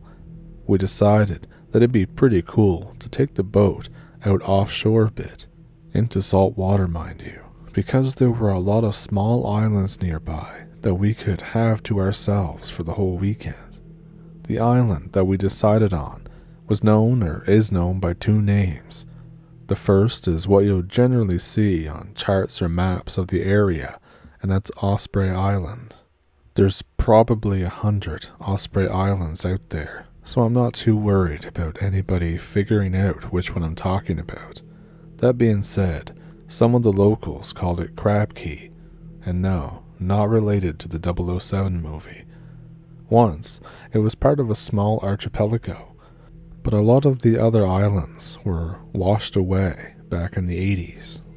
So Crab Key was a cool little island, sand, obviously, with lots of pine trees and low scrub. It wasn't very big, but it was big enough from one end. You certainly couldn't see the woods to the other side. It was probably 2 miles long at the most, and only a few 100 feet wide. We loaded up the boat with our tents, sleeping bags, and a couple of coolers. My older brother had bought us some beer, which was pretty exciting at the time, and other necessities. We set out on a Friday afternoon. Crab Key isn't far offshore, so we got there with plenty of daylight left. We just ran the skiff up on the sand. It was high tide, and since the boat was pretty light, we could push it out into the surf easily. John tossed the anchor out on the beach anyway, just to be safe. John and I had been to the island a few times before, always during the day. We would usually just explore around the shore a bit and fish, so we knew to pull the boat up near this trail that led to the palmettos. We grabbed the gear and started hiking on in. Like I said, the island isn't very thick, so it was only about 1/3 of a mile or so from where we beached to the spot we were planning on setting up camp.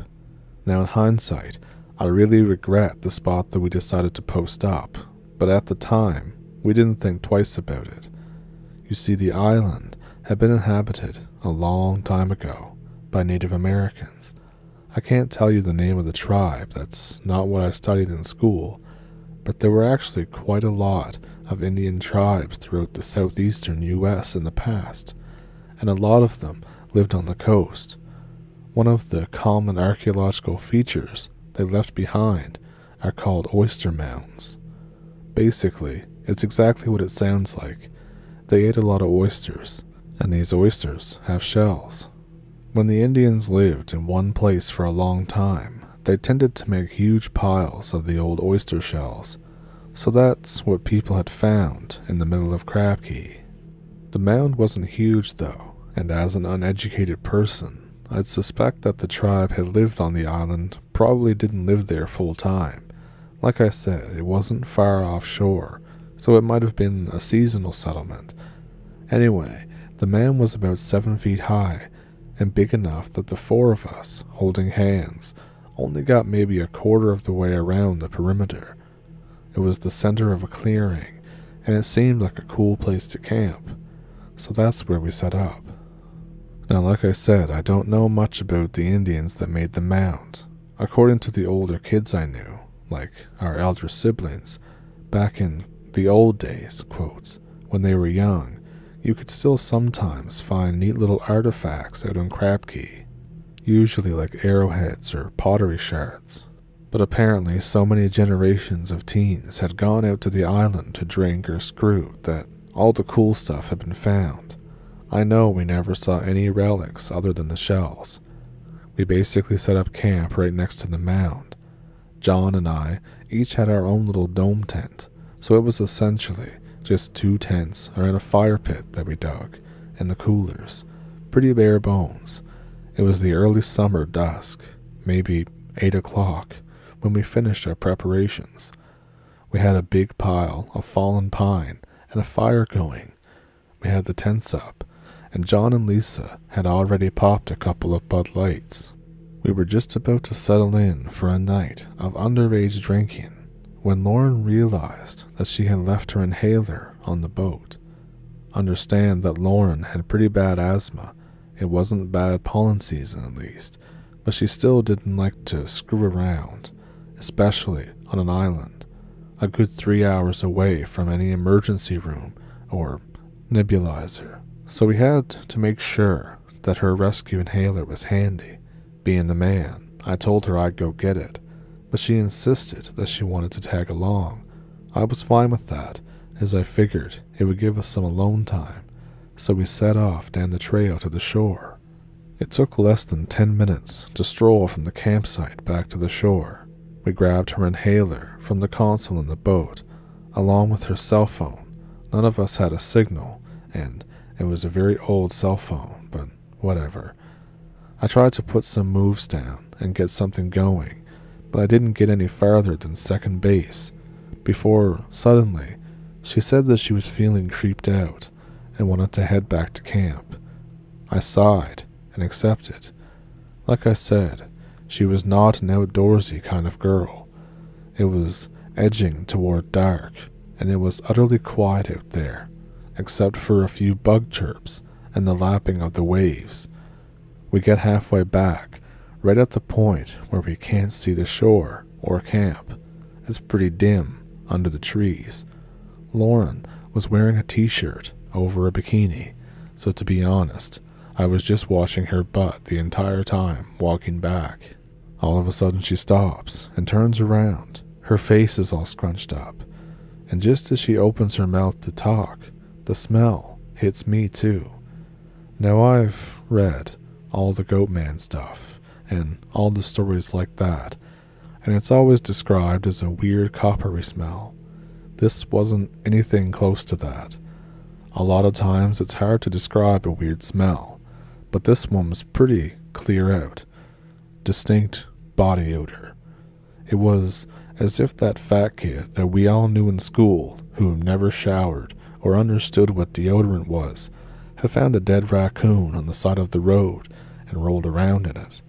Lauren is moaning. What the hell is that? I'm trying to take shallow breaths and not look like a pussy for gagging in front of her.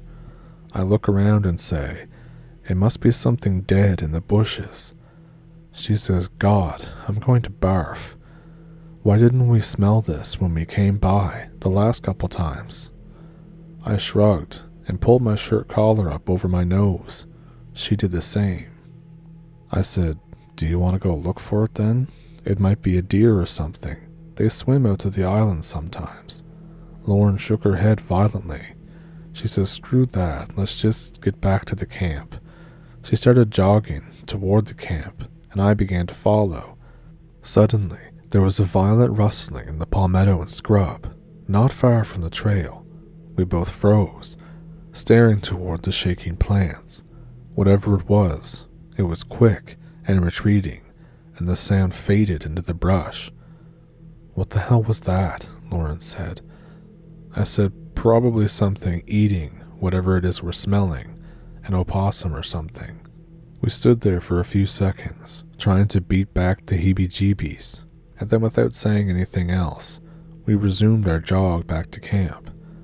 After a few minutes, we rounded a bend on the trail and entered the clearing. John, who was standing by the campfire with his arms akimbo, whirled as we came upon him. We were both panting from the trot that we maintained all the way back. Where the hell were you guys? He said. We were taken aback by how agitated he seemed. What's your problem? Lauren said. John looked at both of us for a second, probably wondering why we were both sweaty and assuming we had been screwing, but we weren't. And then he turned back in the direction that he had been facing a moment ago. I don't know where Lisa went. She said that she needed to pee right after you guys left. He was taking half steps in a circle, looking out into the now dark woods. It's been half an hour by now. Didn't you guys hear me hollering? I hadn't even thought of it until just now writing this, but we hadn't. We hadn't heard anybody shouting anything at the time, and the island is small enough that you could hear somebody really shouting from anywhere. So that's something weird that I hadn't realized at the time. Anyway, I asked John why he hadn't gone looking for her, and he just shrugged. By now, I had gotten over the creeps of the event back on the trail, so I suggested that Lauren stay in camp, and I'd go with John to find Lisa. It was only a little spit of sand, and we could Amish search it, the whole place, by midnight if we had to. Luckily, we didn't have to. We barely left camp in the direction that Lisa had left in when we spotted her, her white t-shirt easily visible even in the twilight. She was standing in a thicket of palmetto, which was pretty dumb, considering how much a diamondback rattler might appreciate such a hiding place. She was facing away from us, toward the opposite shore. John called out to her, but she didn't respond. I called out to her. Nothing. We walked toward her, calling at her with rising apprehension, until we were on the edge of the thick shrubs. She was just standing there, back to us, staring into the dark. John and I exchanged looks, thoroughly freaked out, and then we waded into the palmetto. He said her name once more, softly, before slowly reaching his arm toward her. The moment his hand touched her shoulder, she jolted and spun around, breathing hard. John jumped backwards. John? She seemed to be genuinely surprised. What the hell, you scared the crap out of me. John said, What? We've been calling your name for 30 minutes, and you're standing out here in the dark like a freak, and we scared you? She creased her eyebrows, confused, and shook her head. I did not. I just came out here to pee. She looked down. It was only barely noticeable in the dark, but there was an obvious wet stain in her khaki shorts. She stuttered, I, clapping her hands over her mouth. She'd peed herself. We all stood there stunned for a few seconds, and then John snapped to sense and walked back to her, taking her into a hug. "Hey, I don't know what happened, but it's not a big deal, okay?" Lisa was speechless. So was I. It was the weirdest thing I'd ever seen. I was thinking to myself about seizures or something. Meanwhile, Lisa starts crying softly into John's shoulder, and he turns to look at me with his "go back to camp while I take care of this" look. So I did just that. I only had a minute or two to explain to Lauren what happened before they reappeared at the edge of the light from the campfire. Lisa was looking at her feet, her face still deeply red, but John, without a word, went into their tent and came back out a moment later with some fresh clothes for her. She went to the other side of the oyster mound, and when she came back, she was wearing some jean shorts and a yellow tank top. I guess she'd thrown everything else she was wearing out into the woods, because she wasn't carrying any of her old clothes. The three of us had taken seats around the campfire, still silent, and similarly silent. She joined us. It took some time, but after we'd had a few beers, things lightened back up again. The mood turned fun. We all got a buzz on. And the rest of the night was what we were hoping for. Jokes, making out, and a lot of bullshitting. We turned in sometime in the early morning. I got laid and all was at peace with the world. I was awoken, though, most unpleasantly, by John shouting my name. I jerked upright from the deep, black sleep of the drunken hangover, gasping for breath, the way a drowning man does when pulled above water. John had unzipped our tent and was yelling at me from the circular entry. Lauren was pressed right against me in the sleeping bag, nude and moaning for John to shut up. I couldn't even get a word out through my dry mouth, so I waved him off while nodding, trying to signal that I was getting up. John backed off, finally quiet, leaving me to extricate myself from the arms of my naked girlfriend and the nice comfy sleeping bag. I put on some shorts and a shirt, and groggily climbed out of the tent in the humid morning air. John was frantically pacing around the blackened remains of our campfire. He whirled toward me as soon as I was out of the tent. "Dude, Lisa's gone again." Nothing was registering with me yet. I yawned and stretched. "What?" "Lisa is gone. When I woke up, she wasn't there. I had been shouting. How the hell did you not wake up?" I shrugged, still not fully invested in the conversation. "I don't know." "What?" It was starting to crystallize in my head that Lisa was gone. I said something half intelligent like, "What's her problem?" John had already turned around and started into the brush. "Come on, we've got to find her." I hesitated for a second, and then turned to poke my head back into the tent. I doubt Lauren even heard me, but I told her I was going to help John find Lisa. She murmured something in her sleep. It took me a minute to catch up with John, who was moving at a pretty frantic pace through the underbrush, calling for Lisa all the while. I didn't bother trying to talk when I caught up, just following along, looking around us. The island was pretty wide open, nothing but straight-trunked pine trees and low scrub, so you can see a pretty long way. It wasn't some twisted, gnarled old-growth forest, and it isn't claustrophobic at all. "Lisa," John was shouting. It seemed pretty silly when I think about it. Like I said, the island was so small that a person standing at one end could likely hear a loud cry from the other without a problem. How did this girl keep getting lost? John was shouting, and I was worried that she'd have another seizure or episode, and that she could be seriously hurt out in the bush somewheres. This went on for about an hour.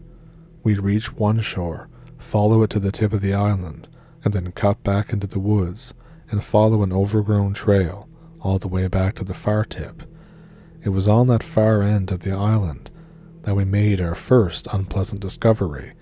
At the fringe of the underbrush, Right where the bush meets the sand of the beach, we found a huge swath of flattened foliage, as if something big had rolled around here to make a bed, but all of the green brush was covered in a fan spray of tacky, reddish-brown blood.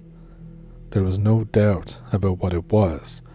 John and I had both hunted, him a lot more than I, but we both got a deer, hog, but there was no doubt that something big had been completely mutilated here.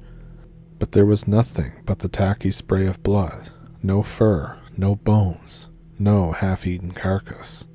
We were completely mute. We both were thinking the same thing, but neither could think of anything to say. I'm sure his brain was running the same routine as mine. Rationalize it. It was a deer. There's a bobcat, or maybe a panther out here. Sure, there's an adult panther on this tiny island who eats deer and doesn't leave a scrap of bone. Okay. The air smelled awful. It was already hot, much hotter than the weather report had predicted, and the smell was exactly like what you'd expect from one of those Goatman stories. But there was no mystical reason for it. No question. The coppery twang of blood. John gulped down a gag from next to me. So, we left. There was no reason to stay. We hiked through the woods, past the gore-covered matted clearing, back toward the camp. John grew more and more frantic, and I grew more and more annoyed. I'm not going to say I wasn't worried. I was. I was really worried about Lisa, but I barely knew her, and in the past 12 hours, she had mysteriously disappeared twice and was screwing up what was supposed to be a fun weekend. And to top it off, she was royally freaking me the hell out. So we get back to camp, and guess what we see? I'm sure you already know. Lisa and Lauren are sitting next to the campfire, which is burning again, cooking up some bacon from the cooler. I sigh and mutter something profane under my breath, but John loses it. He runs into the clearing, gibbering like a madman, yelling at Lisa. "Where have you been? We've been shouting for you all morning. What the hell is your problem?"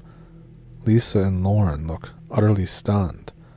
Lisa just stares at him silently, eyes wide. But Lauren takes it for a couple of seconds, and then jumps up and starts giving it right back. "Why don't you settle down and quit being an asshole? We haven't heard you shouting anything. Why don't you just relax?" About halfway through her counter-assault, she starts glaring at me like I had something to do with this. So I walk up and put a hand on John's shoulder and give him the kind of quick, just calm down lecture that only a close friend can give.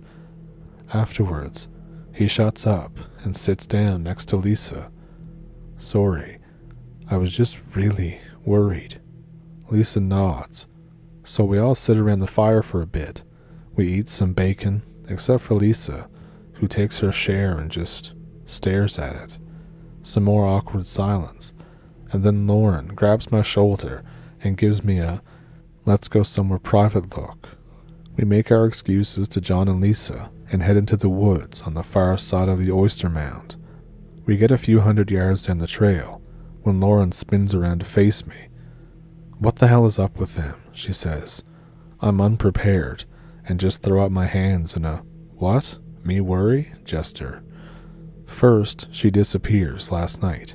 Then you guys disappear this morning, and she hasn't said a word since I got her out of the tent. I'm just shaking my head, having no idea what's going on. I said, "Hang on.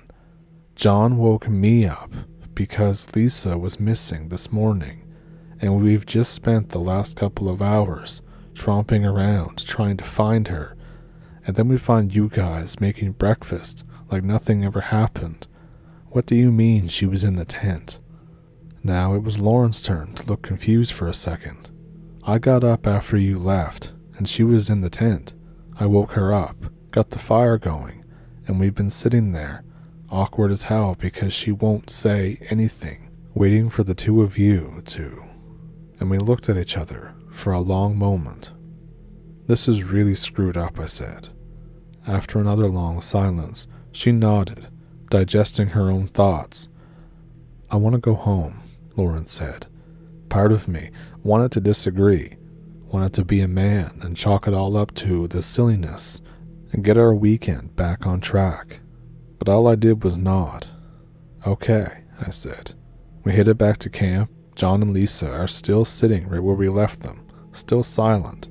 For some reason, I feel like I need to explain to John what Lauren and I have been discussing. So I asked John if he can come down to the boat with me to get some stuff we left there, while giving Lauren an "I know what I'm doing" look. John agrees and we head off. 10 minutes later, we're standing by the boat, which is resting completely on the damp, low-tide shore, a good 10 feet from the shallow lapping water.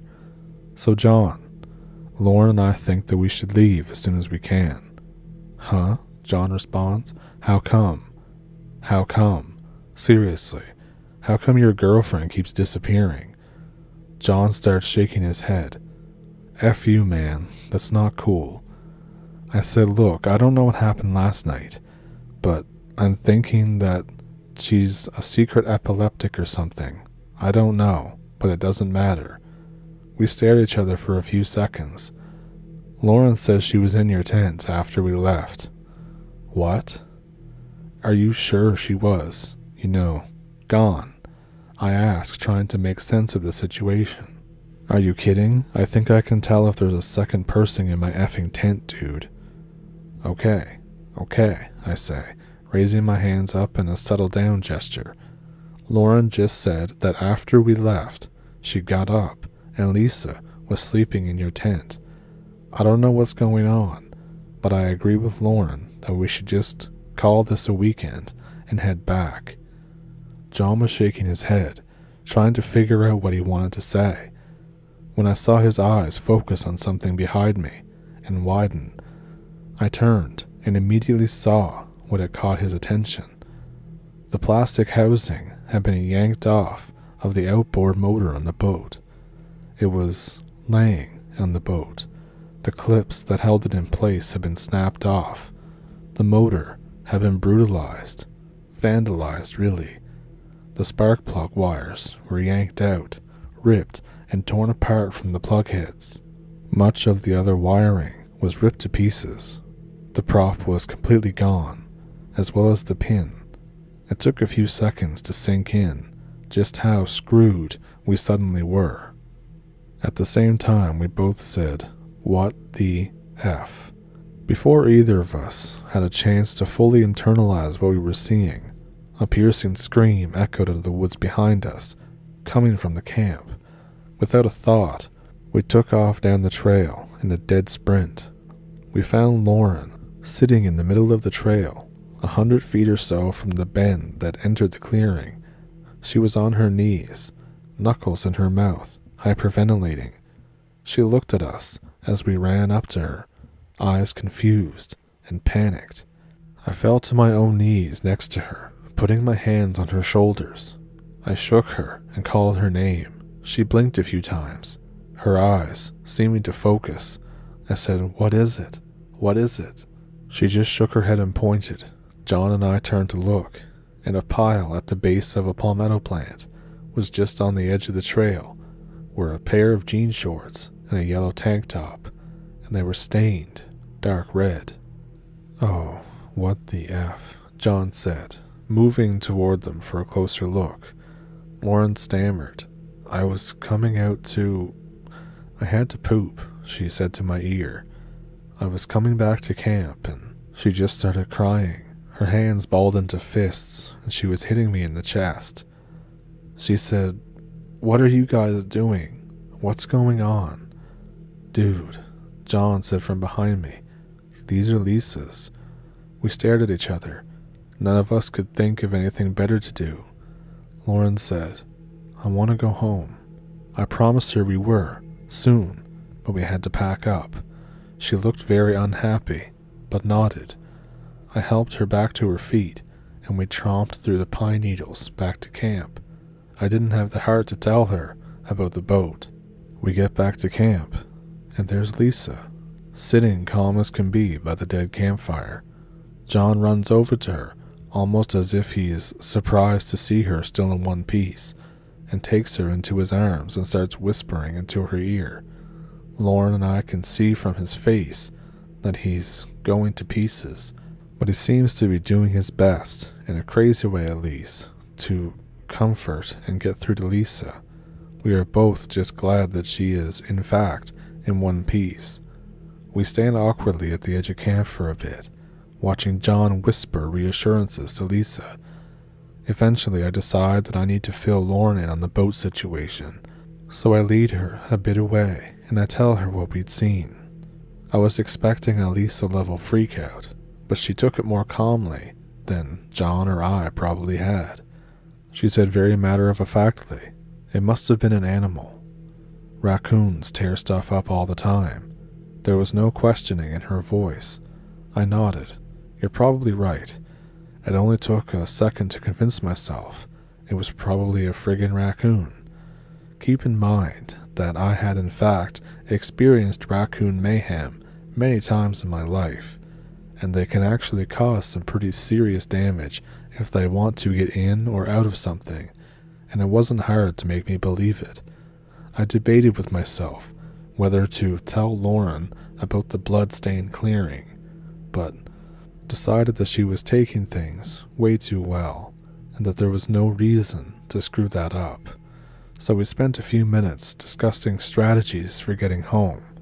She asked if John and I could fix the boat. I said probably not. She asked if we could swim to shore. I said probably, if we were desperate.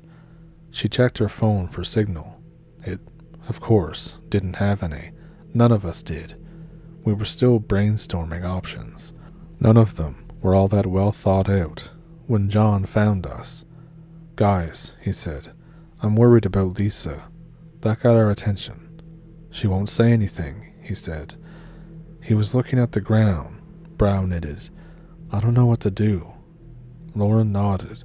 "She wouldn't talk to me this morning. I'm worried too. Maybe she really did have some kind of seizure or something. Has she ever said anything to you about, like, medical stuff or anything like that?" Lauren sounded almost hopeful for an answer that made sense. "No," said John, shaking his head. "I mean nothing like this. I don't know what to do." We spent some time in a little circle discussing our escape plans, but nothing really great came to mind. To reiterate, the island wasn't terribly far from shore. John and I were strong swimmers, so if we got really desperate, we could make it for help.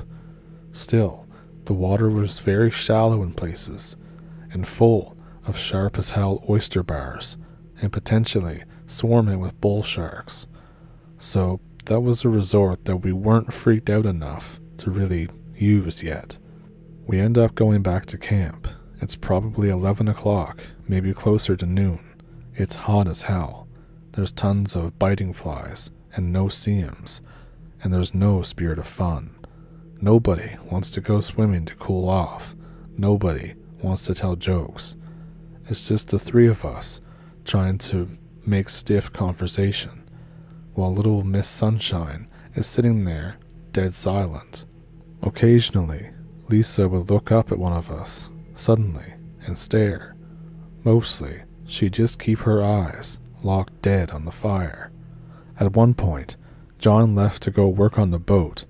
I was going to go too, but Lauren made it clear that she didn't want to be alone. There was no reason to point out that she wasn't alone. She was with Lisa, but it did need to be said. John was gone for an hour or two, and he came back looking dejected. I knew that was coming. The motor was trashed. So the afternoon passes by, the three of us basically stunned into inaction. I mean, looking back, I'm thinking the same thing anybody else is reading this. Why aren't you guys building a raft, making shelter, tying up Lisa, so she doesn't disappear again? I know, but we were young, and again, nothing really outright crazy was going on. We were somewhere in the doldrums between calm and panic. Twilight starts to come on, and we've spent the entire day doing basically nothing. At one point, Lauren and I went and gathered more firewood, so we were set for the night. Around 6 o'clock, John led Lisa by the hands to the tent and laid her down. I remember looking at her through the round door just before John zipped it up. She was laying on her back like a corpse, eyes wide open, staring at the roof of the tent. With Lisa in the tent, we started conversing somewhat normally again. We got the fire going, and as twilight was coming on, popped a few more beers, and at least for a little while, forgot about the obvious problems and started having some fun. I mean, again, the boat was weird, but it probably was just a raccoon. We were easily within reach of land if it came to that, and it probably wouldn't, because there was usually a lot of local traffic around the bay, checking crab traps or fishing, or even just coming to the island to hang out. As for the blood, I convinced myself that it was just from some predation event, and Lisa, although acting weird as shit, was probably asleep in the tent and not actively bringing us down. The good mood lasted well until full past dark. I don't know what time exactly, but it had been dark a while. John gets up to pee. He'd only been gone a few paces before he stopped. "Guys," I remember he muttered. Lauren and I turned around, both mid-laugh. The smiles drained from our faces like something you'd see in a movie. The door to John's tent was unzipped, wide open. The tent was empty. "You've got to be effing kidding me," Lauren hissed. We were both up instantly. John was in his tent, rifling for a flashlight. A moment later, I was in my backpack, grabbing the battery lanterns I brought. I handed one to Lauren, who looked at it with hesitation. She obviously knew what it meant, and didn't like it. "We've got to find her," I said. Lauren just stared at me, wide-eyed, and shook her head. "How the hell did she unzip the tent and leave without any of us noticing, or hearing her?" John said. His voice was tinged with panic, kind of high-pitched. He was shining his mag light in random directions, the white light cutting through the dark pine woods.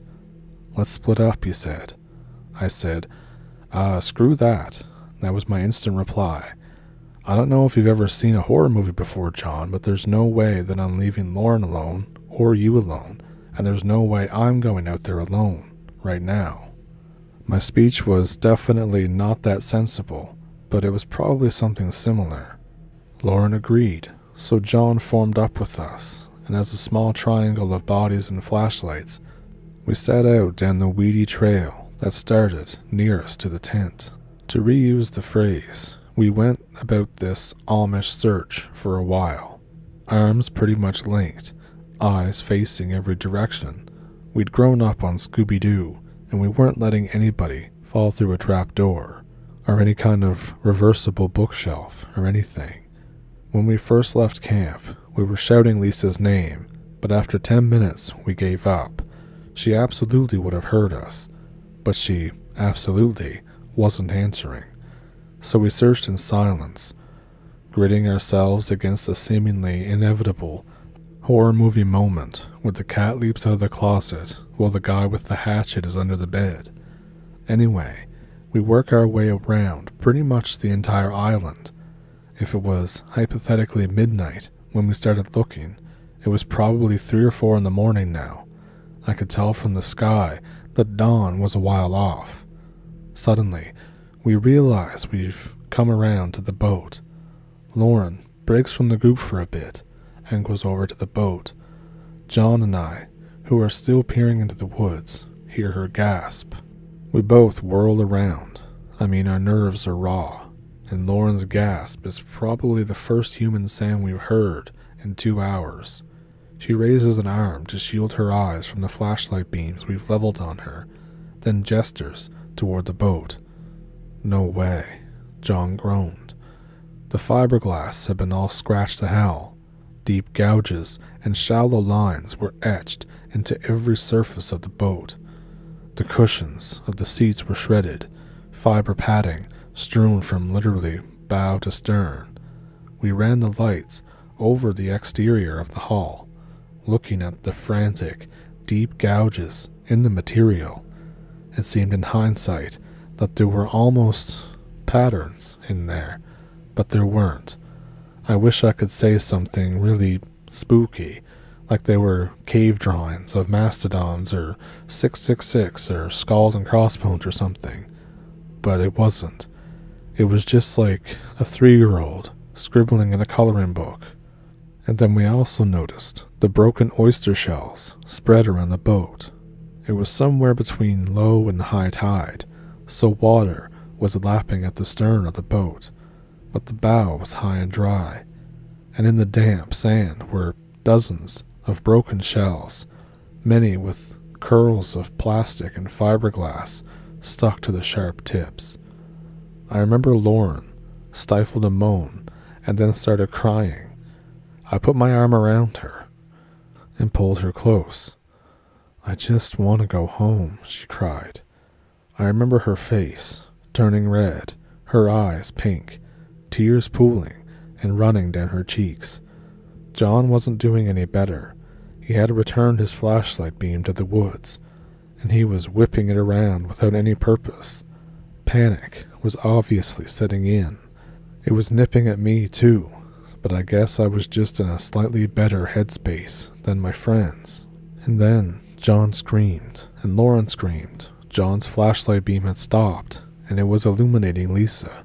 She was on the edge of the trees, her face pale, her hair messy and tangled, pine straw and twigs all through it.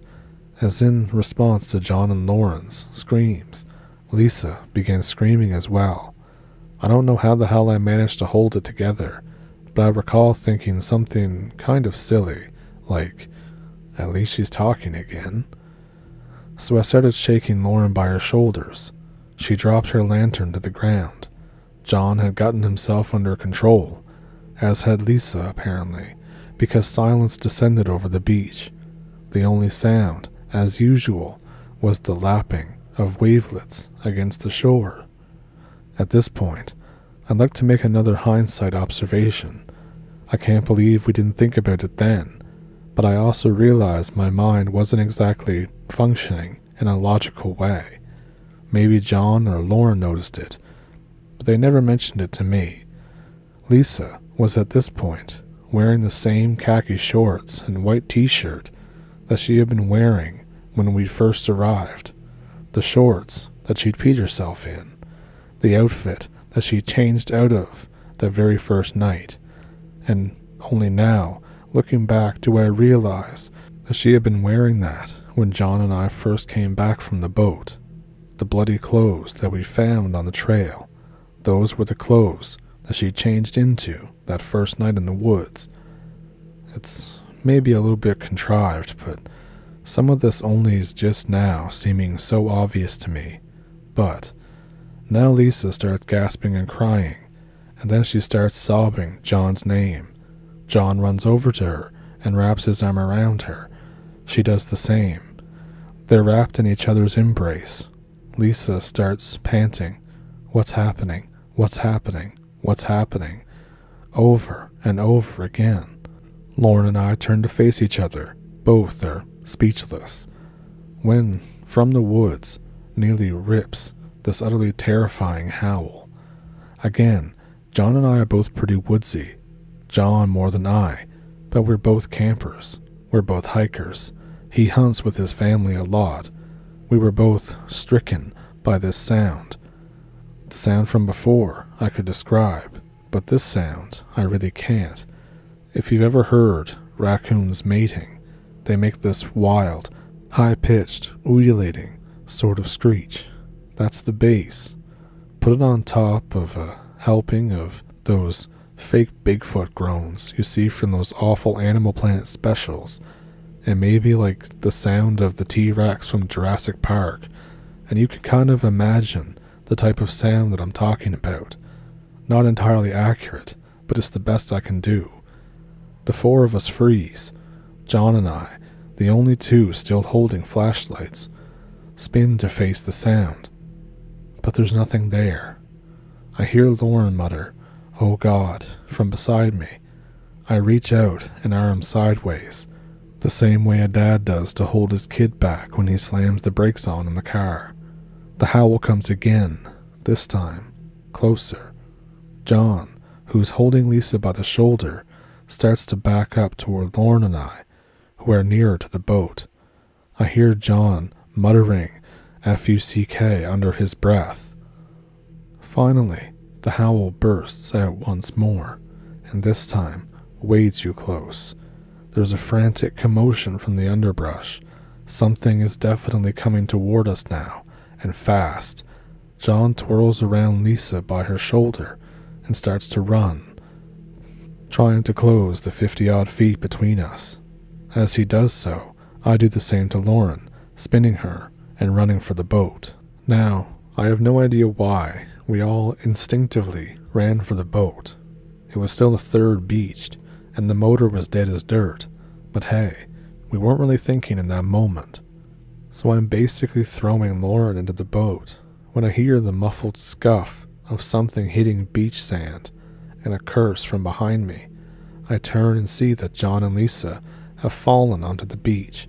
John's flashlight has tumbled away from him. At the same time, Lauren slips on the wet fiberglass of the boat and falls down into the bow, taking my flashlight with her. This is the point that I still find hard to believe or remember, but I'm going to type out the first things that come to mind and trust it to be accurate as possible. I'm looking at the vague, dark forms of John and Lisa laying on the ground, maybe 20 feet away from the boat. The moon is pretty dark, maybe a quarter moon. From the brush and scrub emerges this shape. It's human, but not right. It's hard to describe, except, well, Lauren and I saw a movie a year later that really helped. I remember when he appeared on screen for the first time, the character. I felt cold and a bit of nauseousness. Lauren simply stood up and left the theater. I followed shortly after. It was actually one of the last times that Lauren and I saw each other.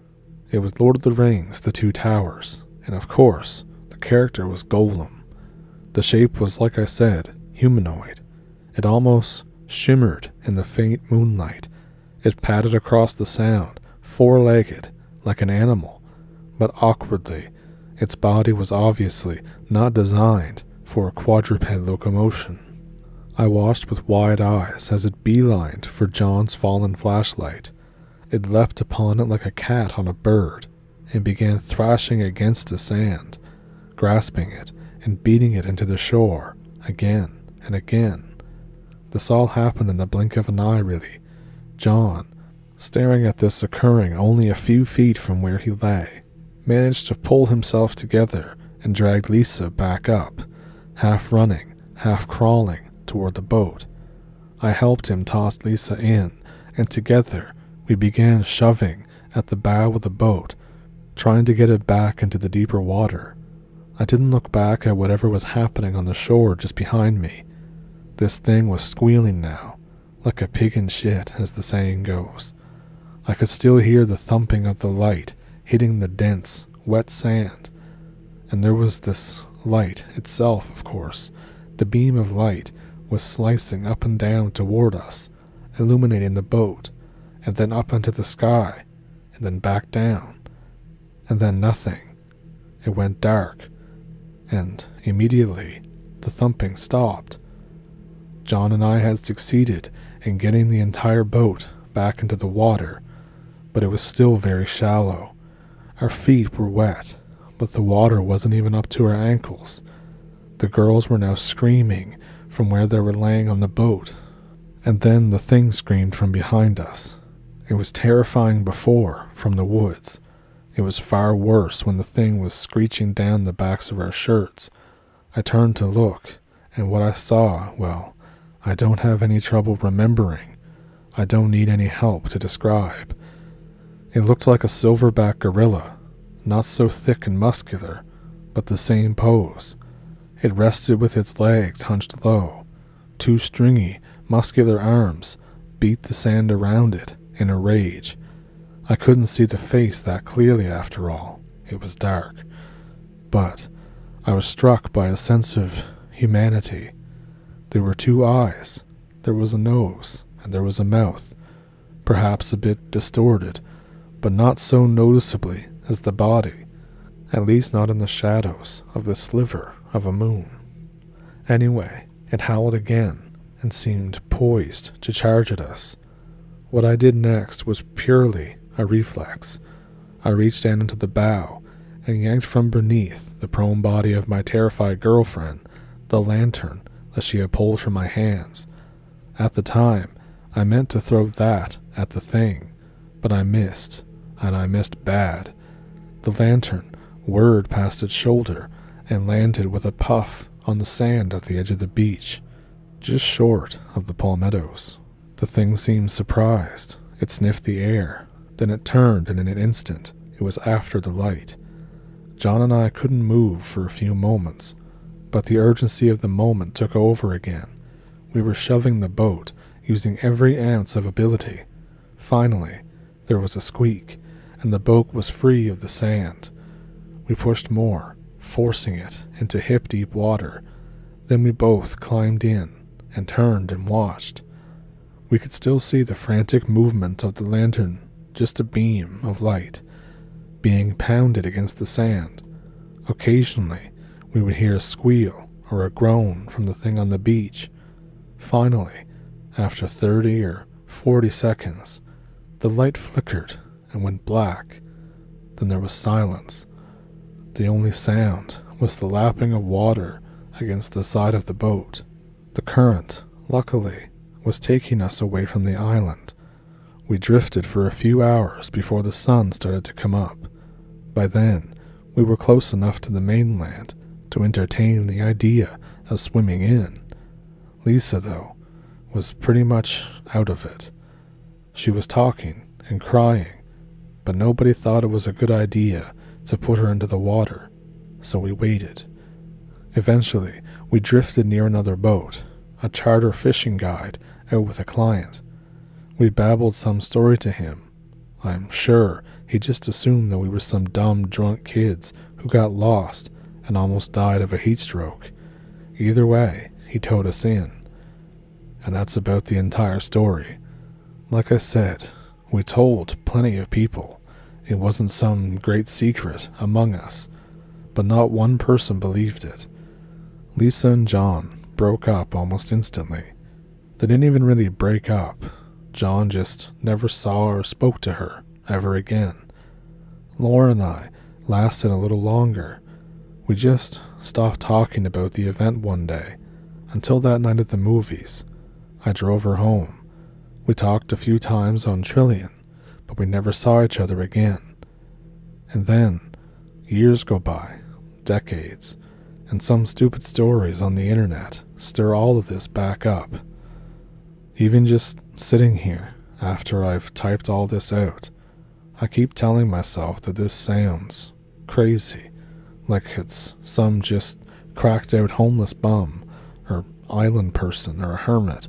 There was even times when I hoped that the whole thing was my older siblings playing some kind of prank, but it wasn't. This whole thing really did happen. None of us ever really spoke to Lisa again, as far as I know anyways. After Lauren and I split up, we, similarly, never had contact. She transferred to a school in California, and when her junior year came around. John is the sadder story. He pretty much dropped out right after all this happened. He never went back to school in the fall. We hung out every now and then, but slowly, he just stopped returning phone calls and emails. Eventually, he just fell off the radar. The last thing I heard from him was from his mom, probably a few years after all this happened. He just moved out and didn't leave any contact information. Since then, in the modern age of the internet, I guess, I look for him now and then on Facebook or LinkedIn, Twitter, things like that, but I've never seen any sign of him. I do worry about my friend though.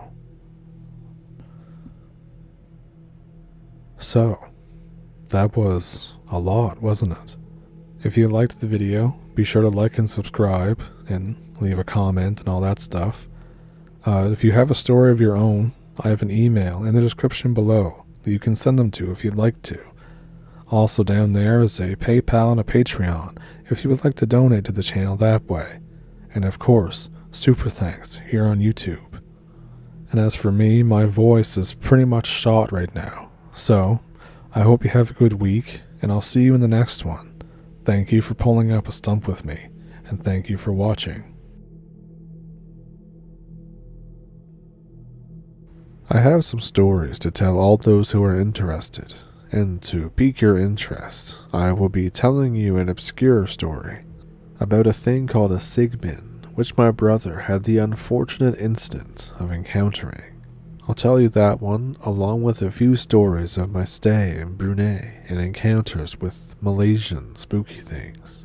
So as I said, this happened to my brother. He was around 13 to 14 at this time.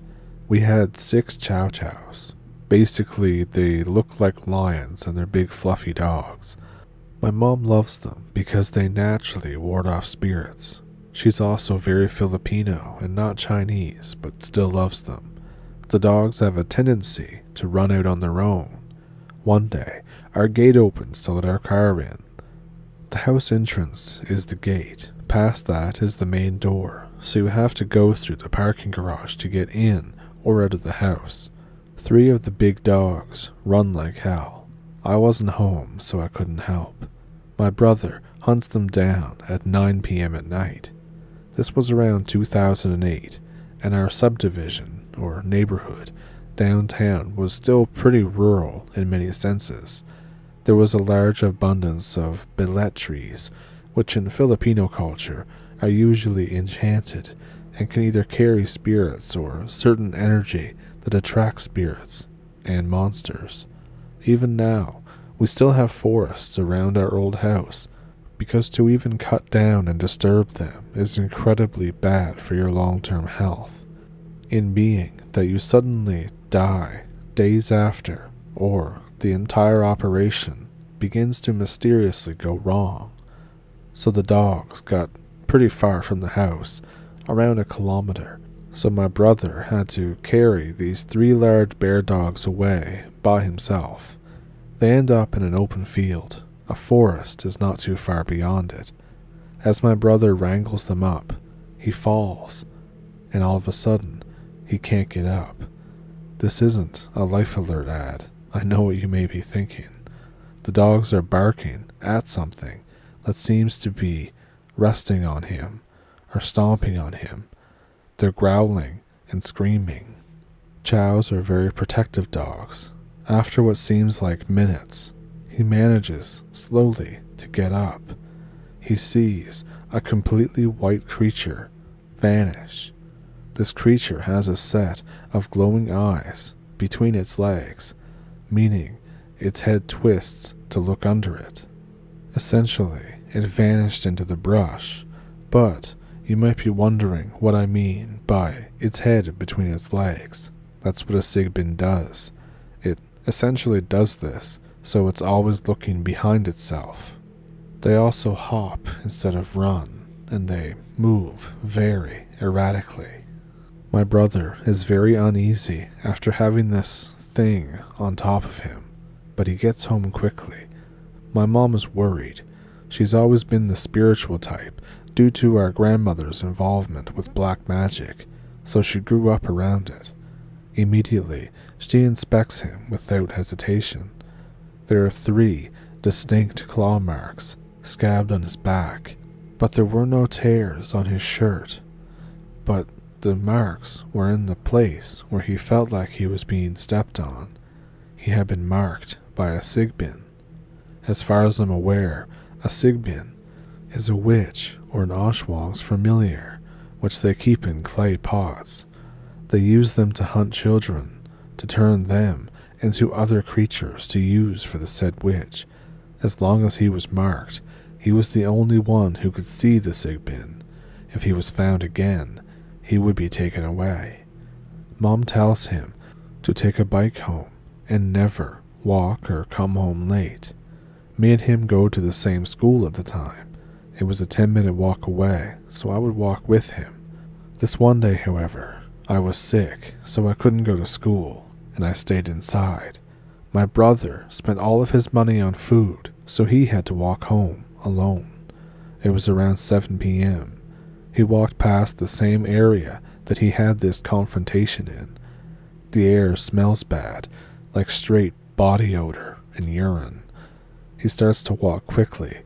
He sees out of the corner of his eye something white and just starts sprinting. He manages to get home in record time. As he reaches the gate, 300 meters down the road, a white figure stands there.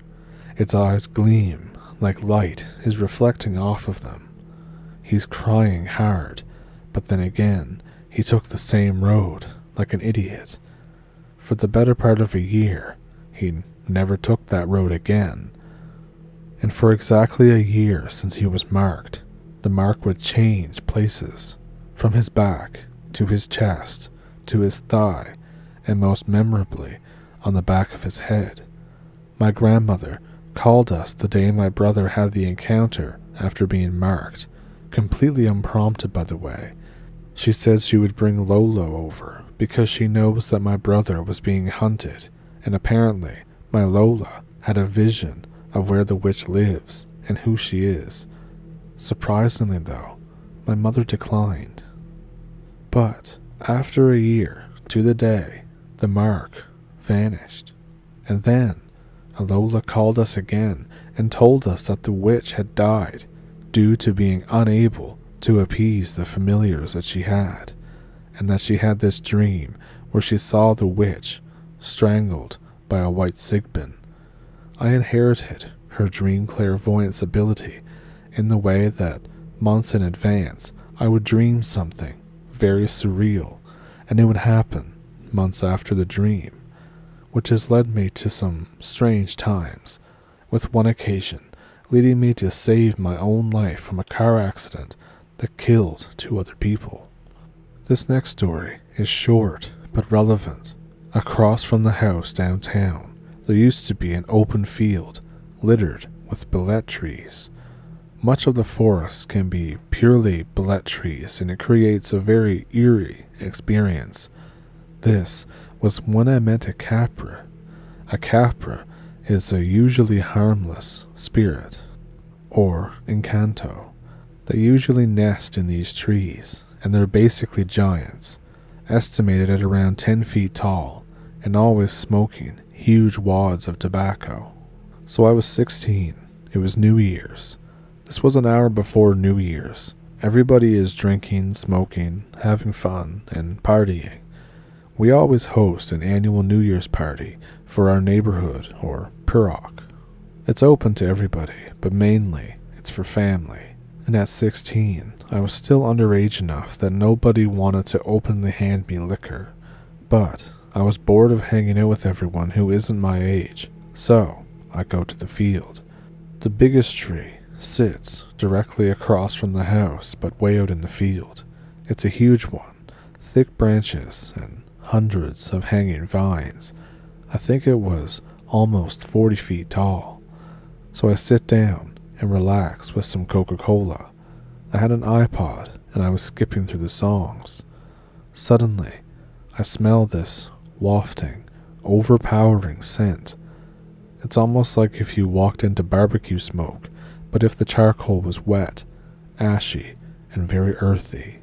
It gets into my lungs, and I feel like that I'm going to spew out literal tar if I cough. I look up, and I see a big cloud of smoke and 2 glowing eyes. But I didn't feel scared or worried. The smoke clears, and I see the figure of a humongous human.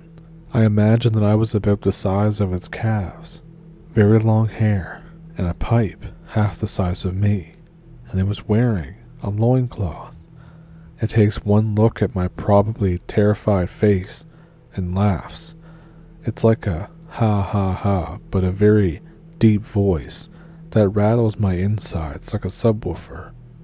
It looks down at me and waves me away, seeing how I'm just a confused kid, and it speaks to me in this barely understandable dialect. I slowly back away to the house. My mom tells me I smell terrible and I should shower. I look back at the tree and I see a massive hand go up in the air and wave. I wave back and I go inside. I never really saw him again. For the better part of a year, I had only smelt the odor of tobacco or heard his voice, but Capras are normally nocturnal, and I didn't go out much at night. His presence was very warm, never malicious, almost like your favorite uncle at family reunions. After a year, the tree was cut down to construct a government building, and it was in the news that the entire construction crew died days apart, falling dead in their beds suddenly, which is why you shouldn't cut down those trees.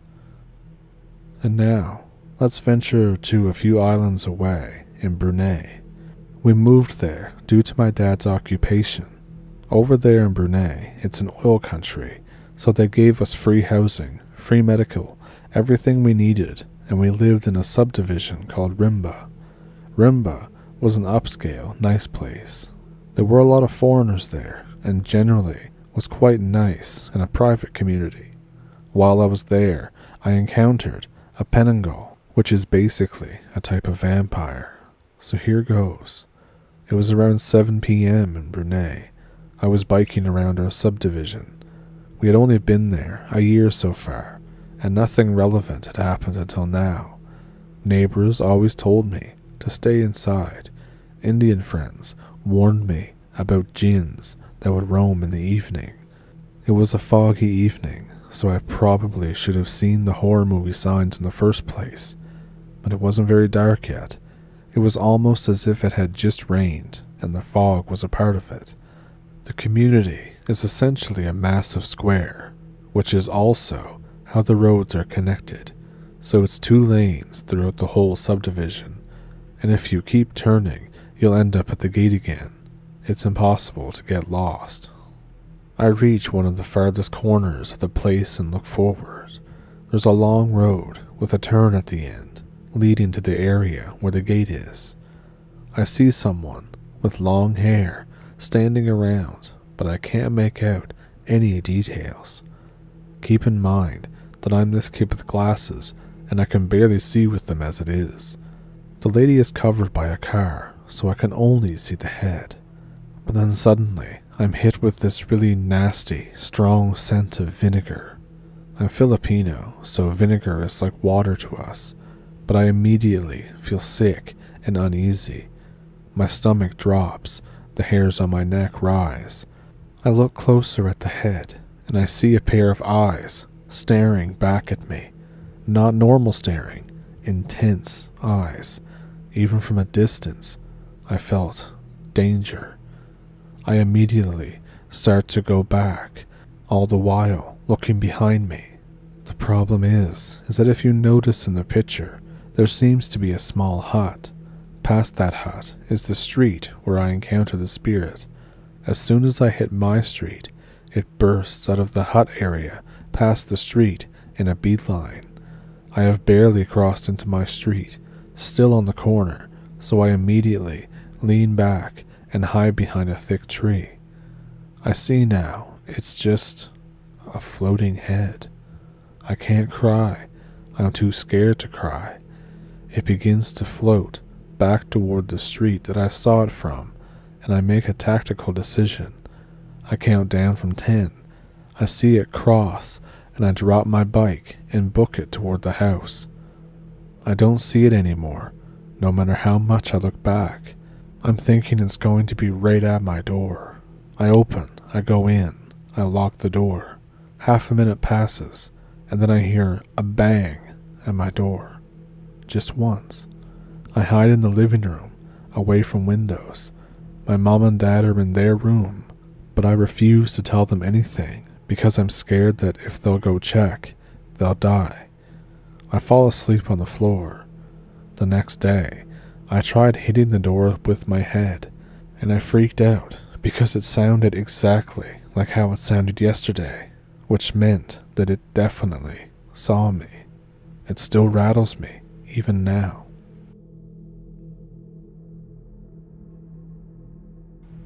This is about 2 urban legends at 2 of the schools that I used to go to in Davao in the Philippines, both of which are devoutly Catholic schools. I had just come to this school. I was in grade 8, but I had some high school friends. No one really knew me, but everyone knows about the half-Asian kid running around. So I'm hanging out with my new friends who show me around. We go to the grade school building. The campus is in 2 halves, and is a huge gated place.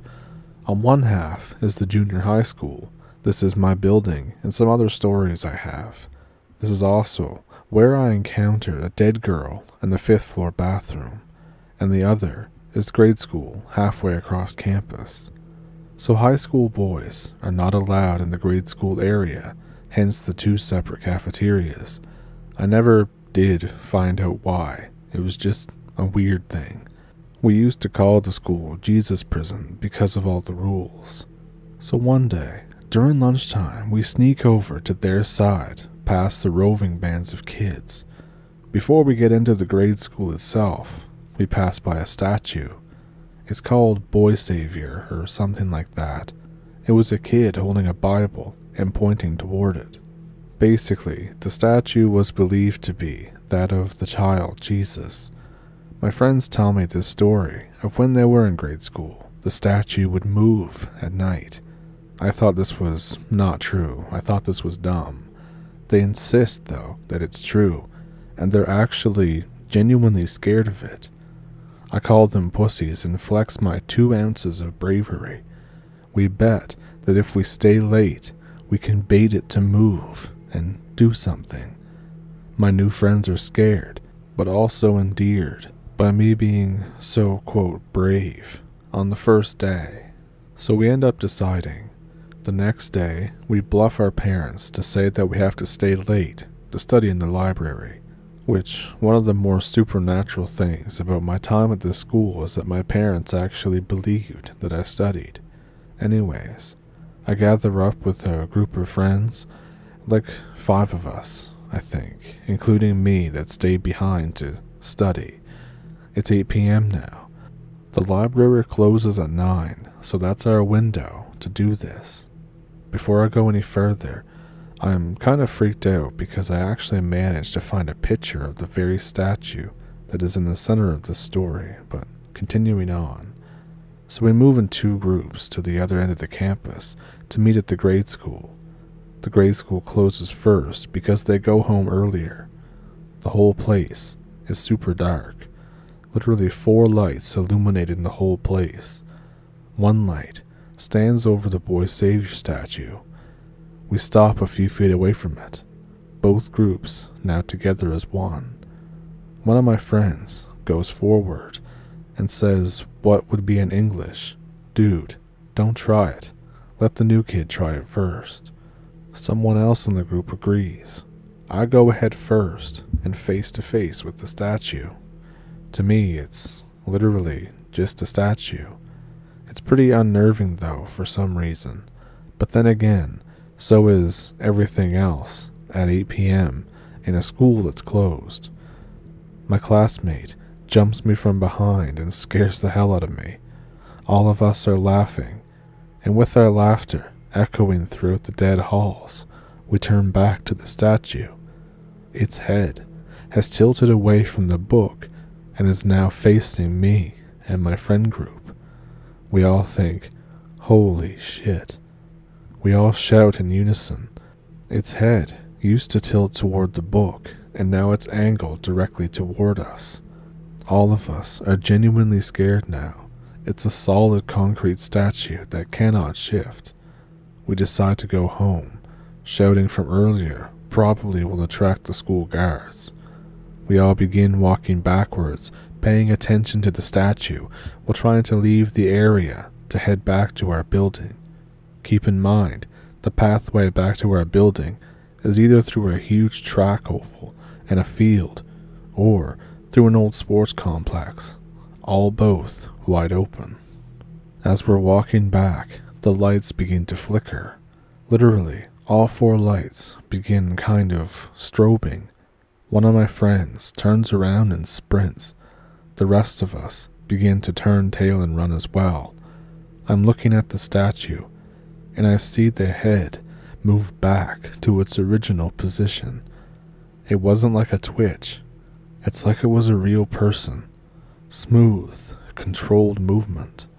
I think, well, after that, we all book it for good and head back to the gate. We regroup at the gate, and we are all in various states of panic. We're all freaked out, but we're fine. Not dead or whatever the hell a concrete statue can do to you. We all saw what happened. Exactly. It wasn't an illusion or a game. It's a painted concrete statue that can somehow move on its own. We all separate and go home. Gonna meet up tomorrow. It didn't end there though. I had a terrible nightmare that night. I do not have nightmares. I have terrible paranoia and anxiety from all those different incidents in the past, but this was bad. It was just the statue chasing me. I could hear the concrete scraping against the ground as it moved rapidly toward me. The sound got deafening before I felt a hand on my shoulder, and I jolted awake, hard. It was 5 a.m. at this point. I was tired and couldn't sleep, so I go to school absolutely wrecked. I meet up with my friends before class. Class starts at 7:30. I get there by 7 because I live in the neighborhood. All of us are just screwed up looking. These 8th graders look like college students studying for an exam. Apparently, we all had the exact same nightmare, down to everything. Later that day, we attend the optional daily mass after school because we felt like we really screwed up. Mass is in the grade school chapel, literally 100 meters away from the statue. We sit through mass, communion, the blessings, all that good stuff. Earlier that day was Ash Wednesday, so we already had the ash cross on our heads because Catholic school. We were so terrified that we went to mass twice. Mass finishes, and we go home together as a group. We only split up when we leave the school gates. I steer clear of that statue. I try not to even look at it during mass, lest we get its attention or something. There was no nightmares that night, or any other night. For the rest of my time in junior high, I tried not to go near that thing at all, not even glance after sports practice, or if we had to exit through the nearby gate. Me and my friends still talk about it even today, whenever we bring up high school, and we agree that that statue definitely has something attached to it, or something weird going on. Now this one's pretty short. It was my college experience. It was my second year of college. It was exam week. The college campus is pretty tightly spaced, but full of stuff. Buildings are decades old, and some obviously newer than others. I'm going from building to building, passing by the library. In between buildings are cement walkways. Around 6 p.m. at the time, so the campus is still awake with night classes. It was nice and grassy, full of trees, and I was walking between 2 of the oldest buildings in the school for a class. Halfway through the cement path, I feel my stomach drop all the way to the floor. That's the best feeling to describe it. At the same time, my eyes seem to cross involuntarily, and then, all of a sudden, I'm looking at the school gates. I walk in again and get my bag checked and sit down. I check the time, and it's 8 on my watch. 2 hours have passed, and I basically reappeared at the gates. I asked the guard on duty who checked me. I feigned that I'm stressed over exams and didn't know what I was doing standing by the gate. The guard goes, "What do you mean?" I didn't see you standing here. I was in full WTF mode after that. I missed a review class on exam week by just responding 2 hours later in some random spot. I run to the faculty to find my professor. I was just honest with him. I told him exactly what happened, how I seemed to zone out and reappeared somewhere else. My professor looks worried and asks me if I'm okay, not because he thought I was crazy, but because this also happened to a bunch of other students this year in his class. He gives me full attendance marks and the reviewer for the exam. It's now a well-known legend that between those 2 buildings, you can just suddenly phase out of existence, or just blink and be somewhere else on campus. I have no idea why, and no explanation, but that was my encounter with it. It made me feel incredibly nauseous, and was almost as though someone had just paused a movie about me and then skipped ahead 2 scenes. I felt very disoriented, and I had to call in sick for my exam the next day anyways. Since this has happened to me, I've heard it spoken about in other groups of people. I think the people still number in the single digits who have gone through it, including me, at least the ones who came back. The building I was heading to was made in the 1950s and was an all-boys dormitory. As far as I'm aware, the Japanese occupied the campus, or what was there before World War II. The college campus is incredibly haunted, and put emphasis on incredibly. Too many really strange things happen due to the age, mostly spooky stuff, but the weirdest one had to be the displacement that I went through by these 2 buildings. It has always been the collection of buildings on that side of the campus, nowhere else. I would have to go back and ask more people there, but it seems that side is the most active, even to the present time, as I've had a few college undergrad friends tell me some pretty scary stuff that happened there.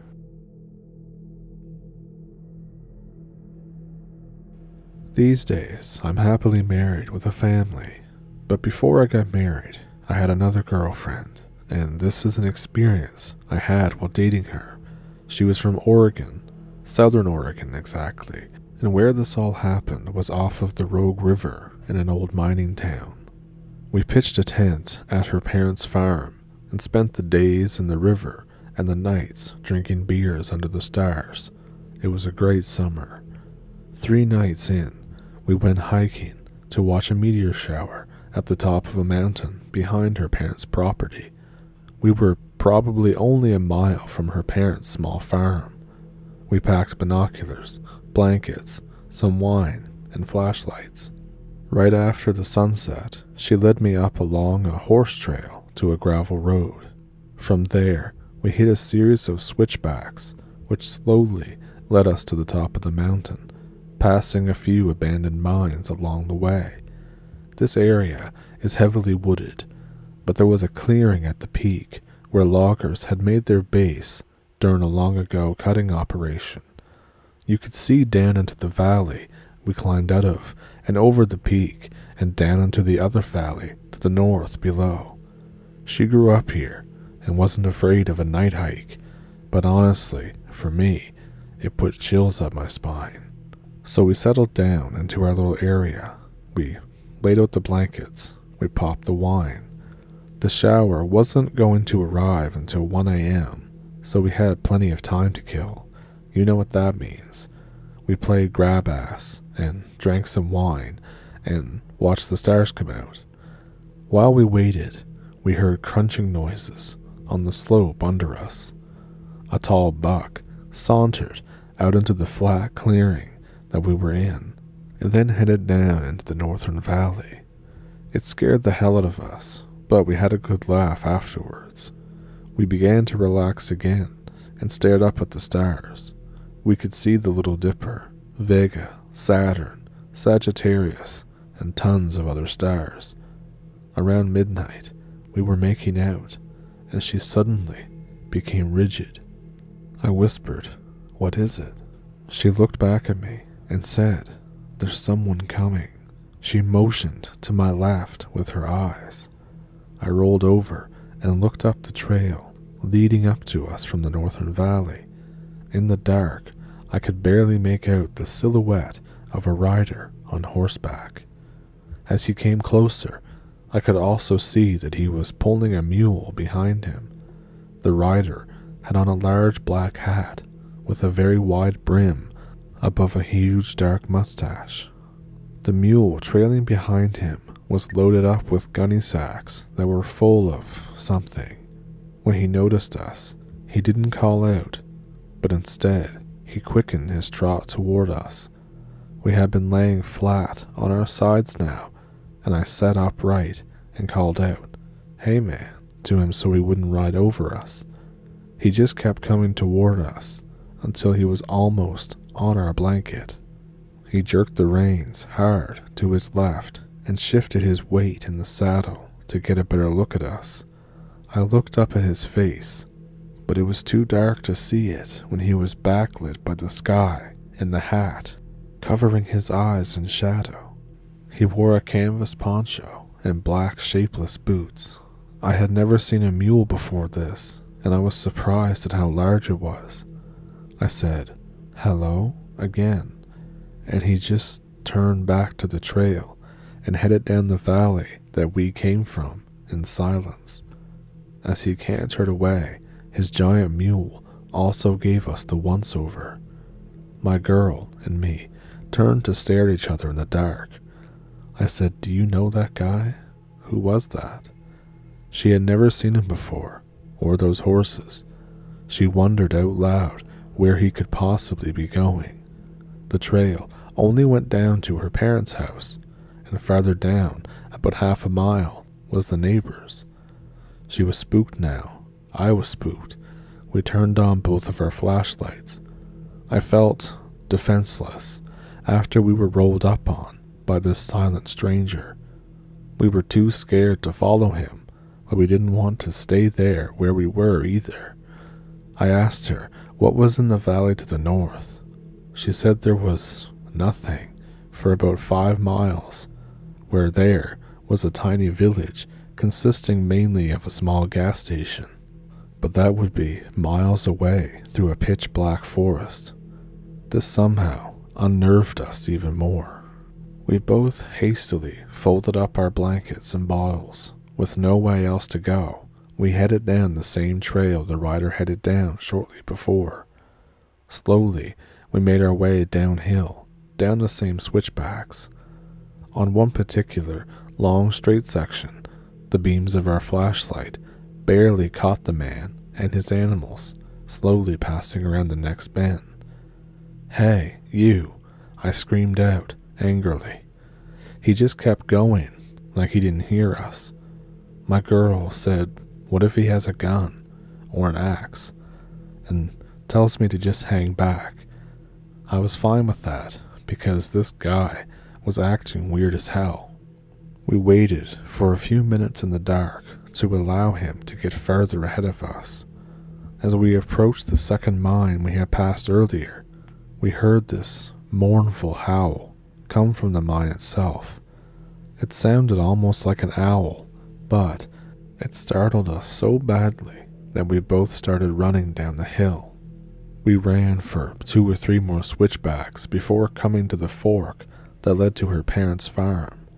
I looked toward the section of the path downhill from us and saw nothing. As she started going down the trail, I shined the light back up the hill behind us.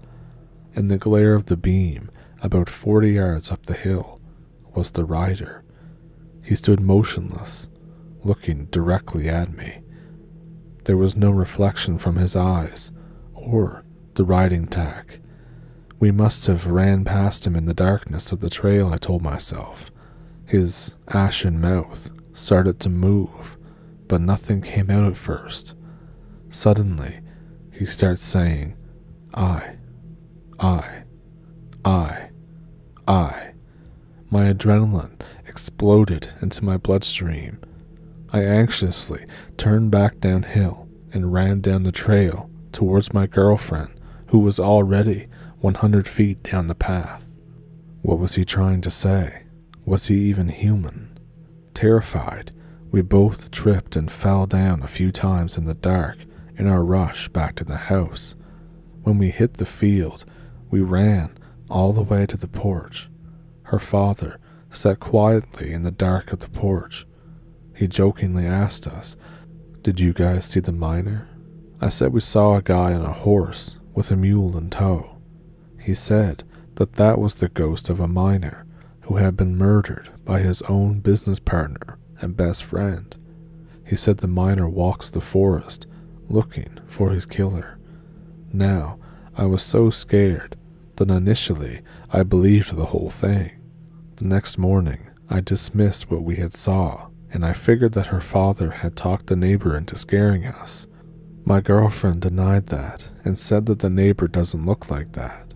Her dad also denied it and accused us of pulling his leg.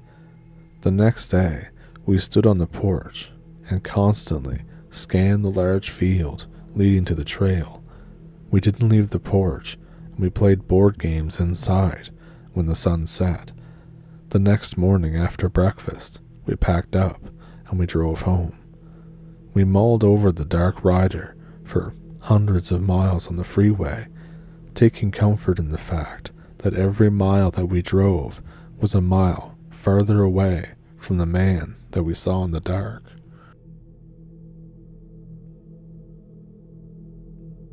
So to start this off, I'll admit that I didn't make the best decisions that I could have, but when you're a scared teenager, you do weird things. Anyway, it was a summer camping trip. It was grade 7, and there were quite a few of us, 5 school buses full just for our grade, and the whole camp itself was kind of sloppily run, and a lot of the chaperones were parents from other classes and other grades that didn't know us very well, and also just didn't really seem to care.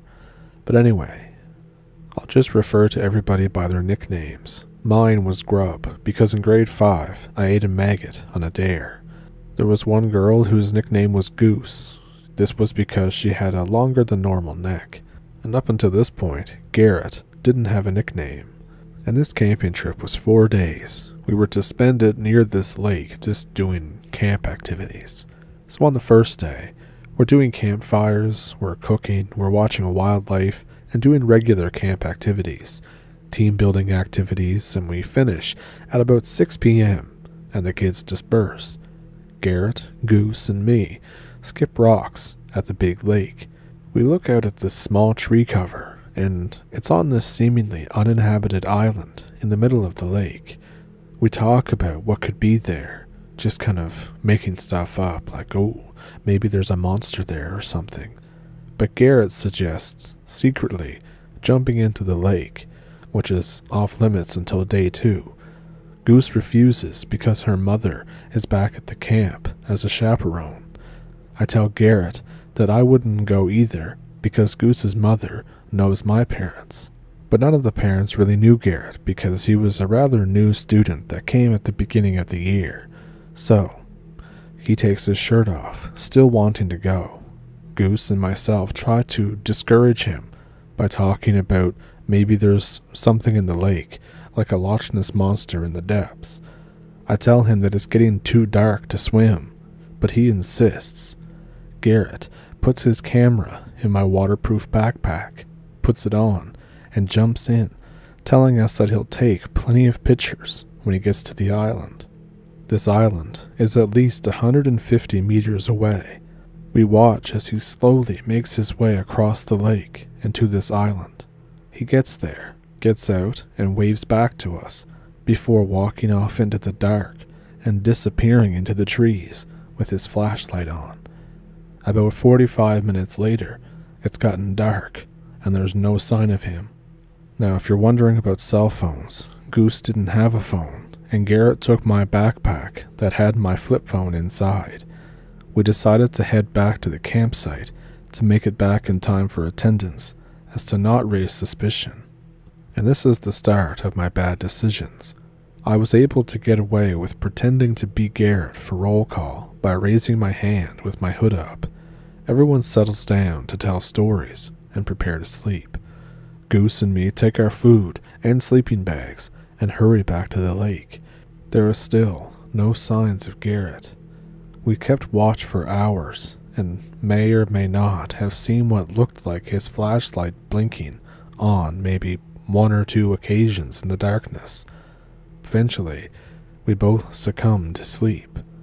Now day 2, we wake up and there are no signs of Garrett still. I still impersonate Garrett for roll calls. It's now swimming day, so now everyone is swimming and playing by the lake. Goose and me are worried about Garrett and how awkward it would be for him to swim back with everyone out by the shore. But Garrett still doesn't come back. After swimming, everyone makes their way back to the campsite together. Goose and me stay behind and watch the island until we fall asleep. For the entirety of day 3, there are also no signs of Garrett. Day 4, everyone's packed up and ready to go home. Goose and me skip the camp activities to keep an eye on the lake. It's getting dangerously close to the end of the trip.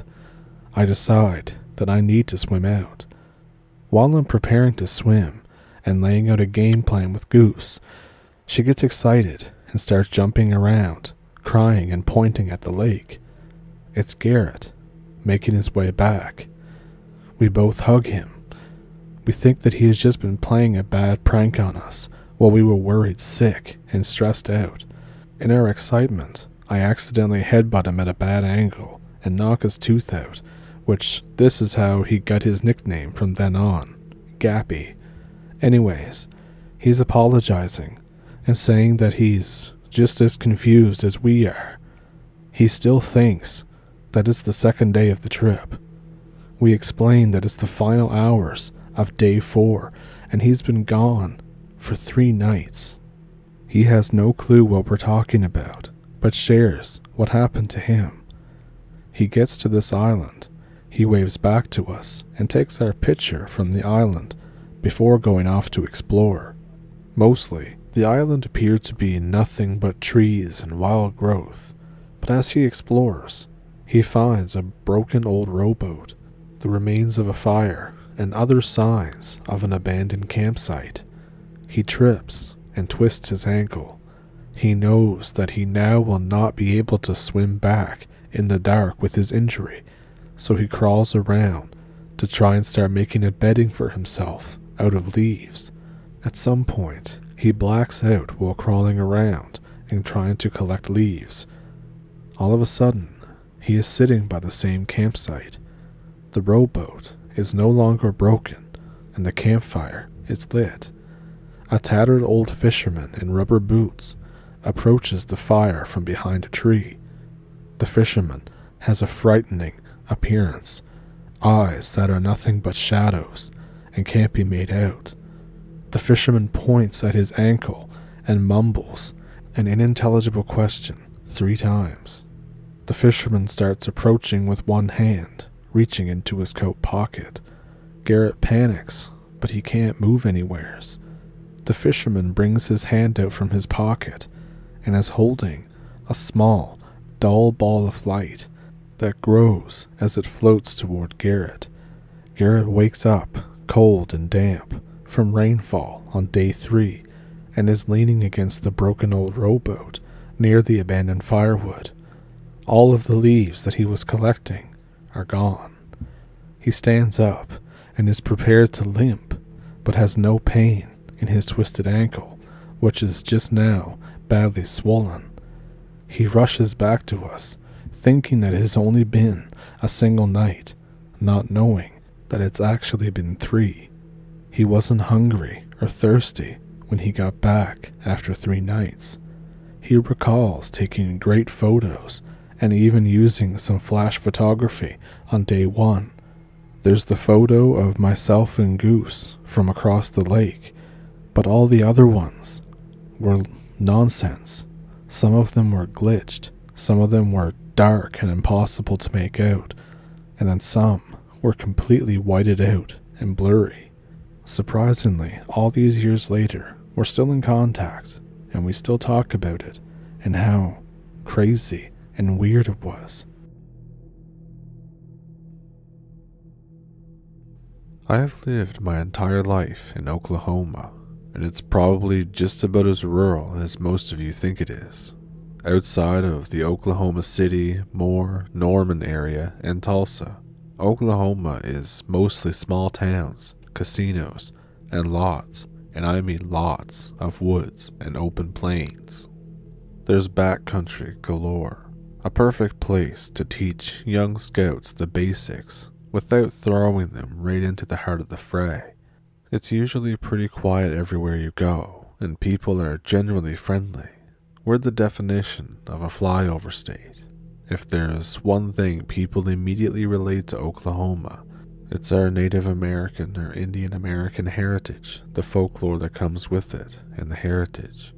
While this stuff isn't prevalent in the bigger cities at all, it becomes incredibly prominent as you enter the more rural parts of the state. For those curious, I'm not sure how much land is still legally considered native, but it's probably more than any other state. But this particular incident that I'm going to talk about happened in the summer of 2011 at a scout camp not too far from the Oklahoma-Texas border. This was the last trip that I ever made out there, and I don't really regret it. Camp lasts Sunday through Saturday, 1 week. You arrive on Sunday, you work on merit badges Monday through Thursday, you chill on Friday, and you leave Saturday. Now, the leaders of my troop were comprised almost entirely of one family, whom I'll call the Perkins. There was the great-grandfather, C, the grandfather, D, and the grandson, Buck. C was about 75 when I joined, and he fit the crotchety old man stereotype like a glove. He was abrasive, impatient, and quick to lose his temper, while at the same time, he was happy to help any Boy Scout that didn't ask stupid questions. C was also a war veteran. I'm not sure which war though. D was a lot like his father, except, I don't know, cryptic is the best word. I guess what I'm trying to say is that you could tell D had seen some shit. He was a little out there, very my way or the highway type, do what I say if you want to live kind of guy. He was probably 60-ish, but built like a bear. The man was massive and intimidating, and he knew it. To this day, I think D knows a hell of a lot more about this particular incident than he'll ever tell, but I never had the courage to ask him about anything. Buck, the grandson, was a year older than me. Buck was a bit thick in the head, but he was tough and built just like his granddad. He was also as loyal as a golden retriever. The word fear wasn't exactly in his rather limited vocabulary, but I digress. Another key player was my best friend at the time, Dylan. Dylan was stubborn, headstrong, and generally looking for trouble. He and I had started scouts together at 6, and we were the only two that had stuck together since that time. We were pretty much inseparable, which probably saved our lives that night. Now, I was the opposite of Dylan. I was meek, easily scared, and suffered from constitutional delay, which means that I looked like I was 10, even though I was 15. So anyway, we had been going to this scout camp for as long as I had been involved with the troop. Every summer, usually in June or July, we'd make our week trip down there and head home. Dylan and I knew what the camp was supposed to feel and sound like, as did C and D, who had been going there for 20-odd years or so. This year, though, we immediately knew something was off. Have you ever walked into a place that you know very well and just felt like bad vibes? Like bad energy was taking up residence somewhere. It was kind of like that the moment we drove through the gates. The younger boys seemed pretty oblivious, but I know Dylan felt it like I did. And D, man, I don't think I've ever seen D as tense as he was the whole week. He was normally pretty chillax if a little strict, but he was on edge the moment that we arrived on the grounds until we left on Saturday. I suppose the best way to do this from here on out is to give a chronological account of events that happened day to day over the week. This is the only way I think I can do this without losing myself and you guys. The first thing you do when arriving at camp is to drive to the registration office to confirm campsites, number of boys and leaders, etc. We did all this, but Dee was gone for a very long time. When he came back, he was being escorted by the camp ranger. As Dee was hopping back into the sedan, I remember hearing the ranger say something along the lines of, "Just let me know ASAP if anything happens." While this isn't an odd thing to hear or say, I now wonder if it held a deeper meaning. Our campsite was toward the northeast of the camp, down in this tiny valley surrounded by a rock outcropping on the north and on the south. The northern outcroppings were split from east to west and created what we called the storm shelter. Basically, this little crevice that we'd hide in if severe weather ever sprang up. I was assigned to check up on it, to make sure it was clear of debris and stuff before the week started. So I walk around the shelter, and I am slammed with this awful smell. I knew it was something dead, and it smelled big. Once I got down into the crevice, I saw that it wasn't something big, but rather a bunch of small animals in piles. Birds, foxes, raccoons, and parts of a deer. There was a ton of dead, mutilated bodies back there. I nearly puked, it smelled so bad. The heat didn't help either. Alarm bells weren't ringing yet, but I was definitely weirded out. I told Dee about it, and he said that he'd have a look and clean it up, and that I should just forget about it. Monday. Our campsite was basically set up as one giant semicircle. Our tents formed a ring that almost enclosed pavilions in the center. Very little time was actually spent at our campsite, as we were all out working on merit badges at the mess hall, cantina, shooting range, lake, etc. There was no reason for any boy to be in camp, and it was rare to find one who wanted to stay in camp. Dylan and I stuck together most evenings, and Monday night we decided to shoot, or rather Dylan decided to shoot. I was a terrible shot, and I didn't want to pay for ammo that I'd end up wasting. We were about halfway to the range when he realized he'd forgotten his money, so we turned around and headed back towards the camp. When we got there, it was empty, as expected, but we noticed that one of the tent flaps had been left open. This was a big problem here. Dee was constantly on us to keep our flaps shut, so as to keep any curious woodland animals or insects out of our tents. So I walked over there to zip it up, when I realized that it was still zipped. The door had simply been ripped open. The tent had been ransacked. The sleeping bags were shredded. The trunks flipped over, and the supplies had been gone through. It was an utter wreck. I called Dylan over, and our conversation went something like, "Shit, man, who would do this?" "I don't know. It wasn't one of our boys. Dee would make sure that he would never see the light of day again. Should we tell him? Do you want to have your head bit off? Let's let him find it for himself." This was a stupid decision in hindsight. We should have found Dee and alerted him immediately, but since we didn't want to suffer his wrath, we didn't. We got back to camp that night, and everyone was on edge. All the younger boys were freaking out, whispering about Bigfoot. Dee told us that the rest of the week we all had to be back at the camp before sundown, which I thought was kind of pointless. The tent had been ransacked during the day, but whatever. Tuesday was actually pretty eventful.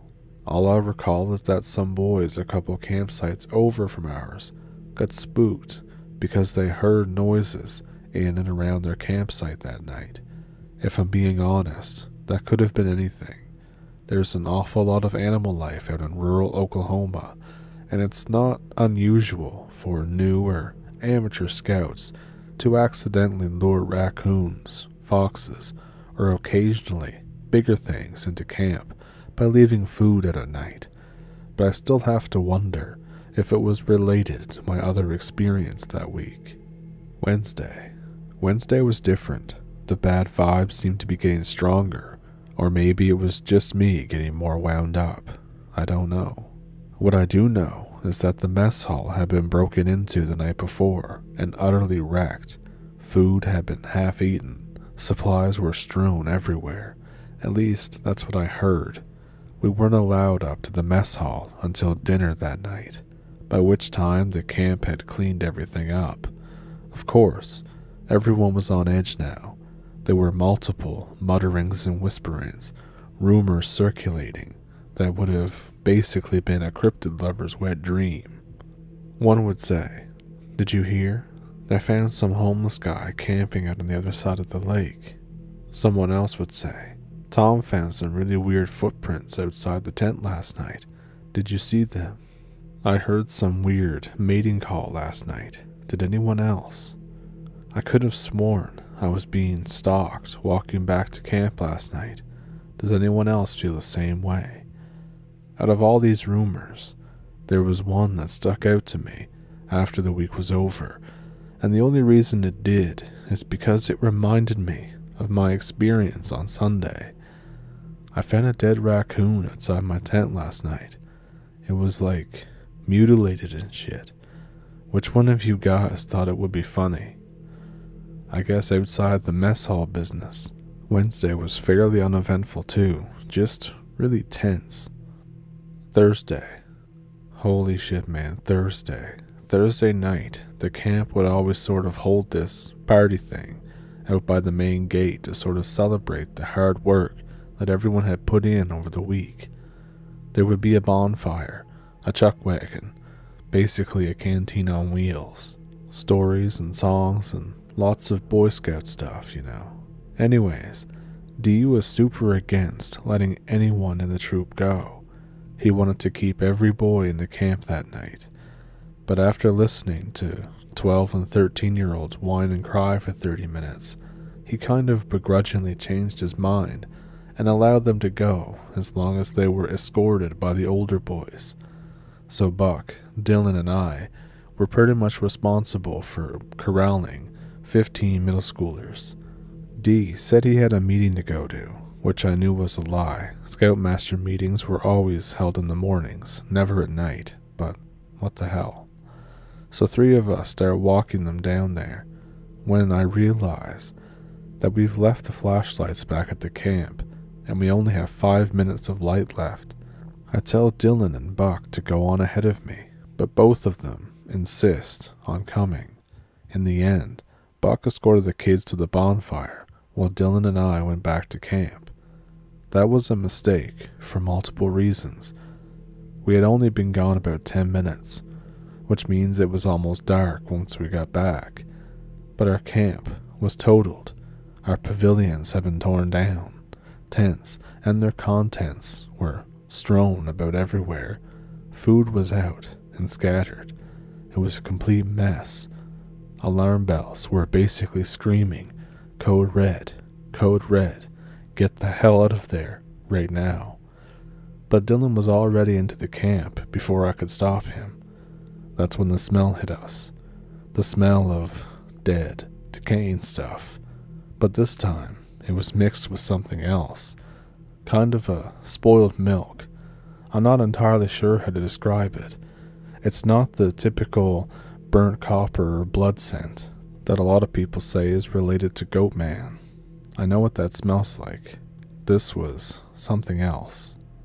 Dylan and I both agreed that we needed to find D ASAP.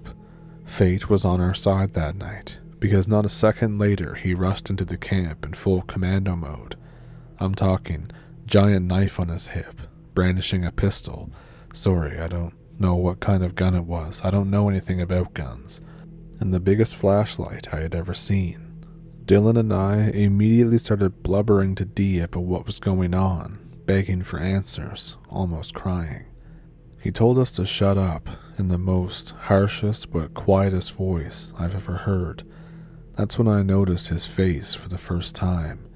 He had a gash down the right side of his forehead that was bleeding pretty profusely, and a massive bruise beginning to envelop the left side of his face. It looked like he had picked a fight with a titanium beam and lost.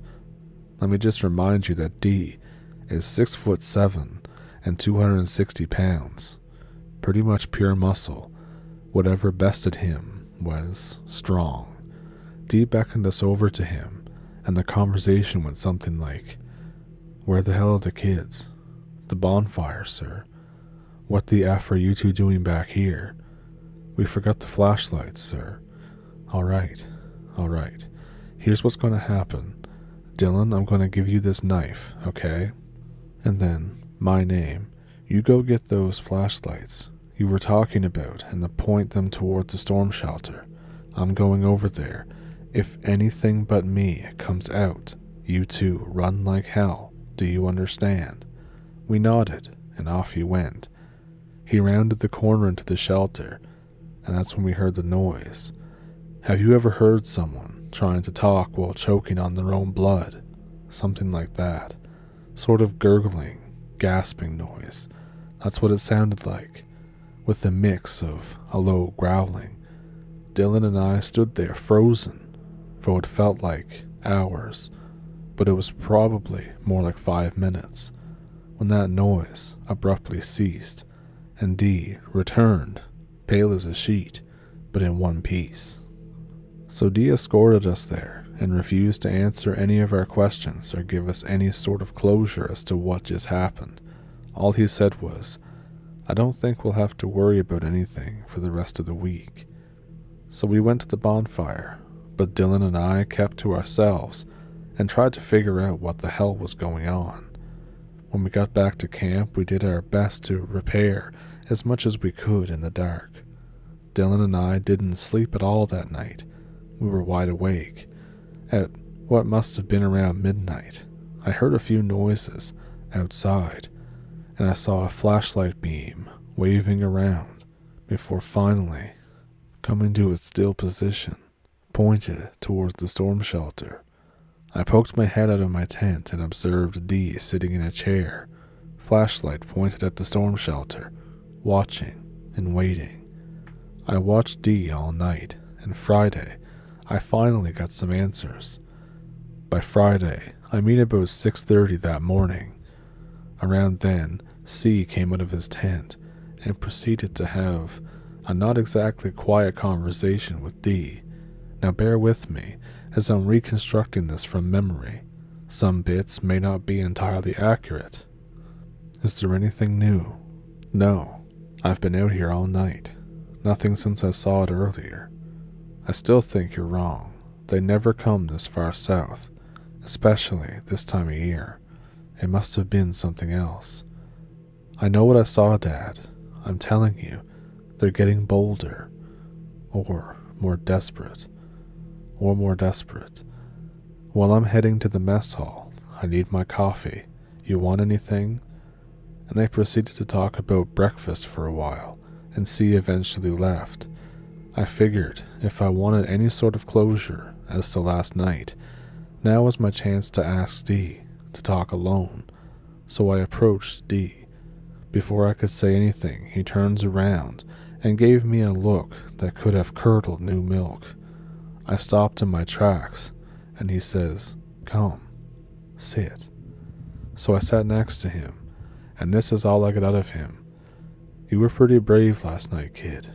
Incredibly stupid, but brave." "What did you see?" I said, "Nothing, sir." He just responded with a, He was quiet for a good 5 minutes, and I finally mustered up the courage to ask him what the hell was going on. "Sir?" "Yes?" "Pardon me, sir, but what was that? What was going on?" "How old are you?" 15, sir." "Son, the world is a far darker place than you realize right now. You're too young. Let me give you a piece of advice that you have to keep in your head during times just like this. Don't ask questions that you don't want to know the answer to, or that you already know the answer to. Do I know the answer to this question, sir? Do you? I said, it wasn't natural, was it, sir? That depends on your definition of natural, son. To me, that thing that's terrorized us all week is as natural as any other creature in these woods and on this earth. It's simply just the darker side of nature, one that usually stays away from heavily trafficked areas like this. They don't really like people, especially in large groups. Then what's it doing here, sir?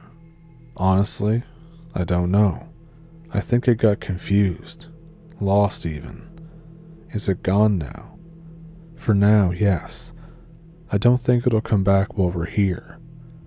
Dylan woke up about then, as did the rest of the camp, so our conversation was cut short. The rest of Friday was pretty uneventful. Dylan, Buck, and I palled around camp for a while, talking about what we thought it was. Or rather, Buck and I did. Dylan didn't really talk about it, and acted increasingly irritated as the day went on. Friday night, all was well. I slept heavily. I had bad dreams, but I slept. Saturday, we were up at about 6:30 that morning to tear down the camp. I was ready to go, even though Dee was reassuring Friday morning. I could tell he was eager to leave too. He was tense, and would often stop to look toward the storm shelter. About 11:30, Dee asked me to check the shelter area and clean it up with him, even though no one had used it that week. We got there, and it was completely different than what I'd seen Sunday. It had been cleaned, spotlessly so, and something similar to a sigil that looks like a circle with 2 arrows pointing toward a dot in the center had been marked on each side of the canyon walls. I assume it's Native American, but I don't know what it means, and I have never particularly cared to find out. We left about noon, and I've never gone back. So that's my big story, the one I can't explain. I know Dee knew way more than he was letting on. I think Buck knew more than I did too, but he clammed up whenever I tried to talk to him about it. So what do you think it was? What was it? I think it might have been Native American, given the symbol, but I don't know what it was.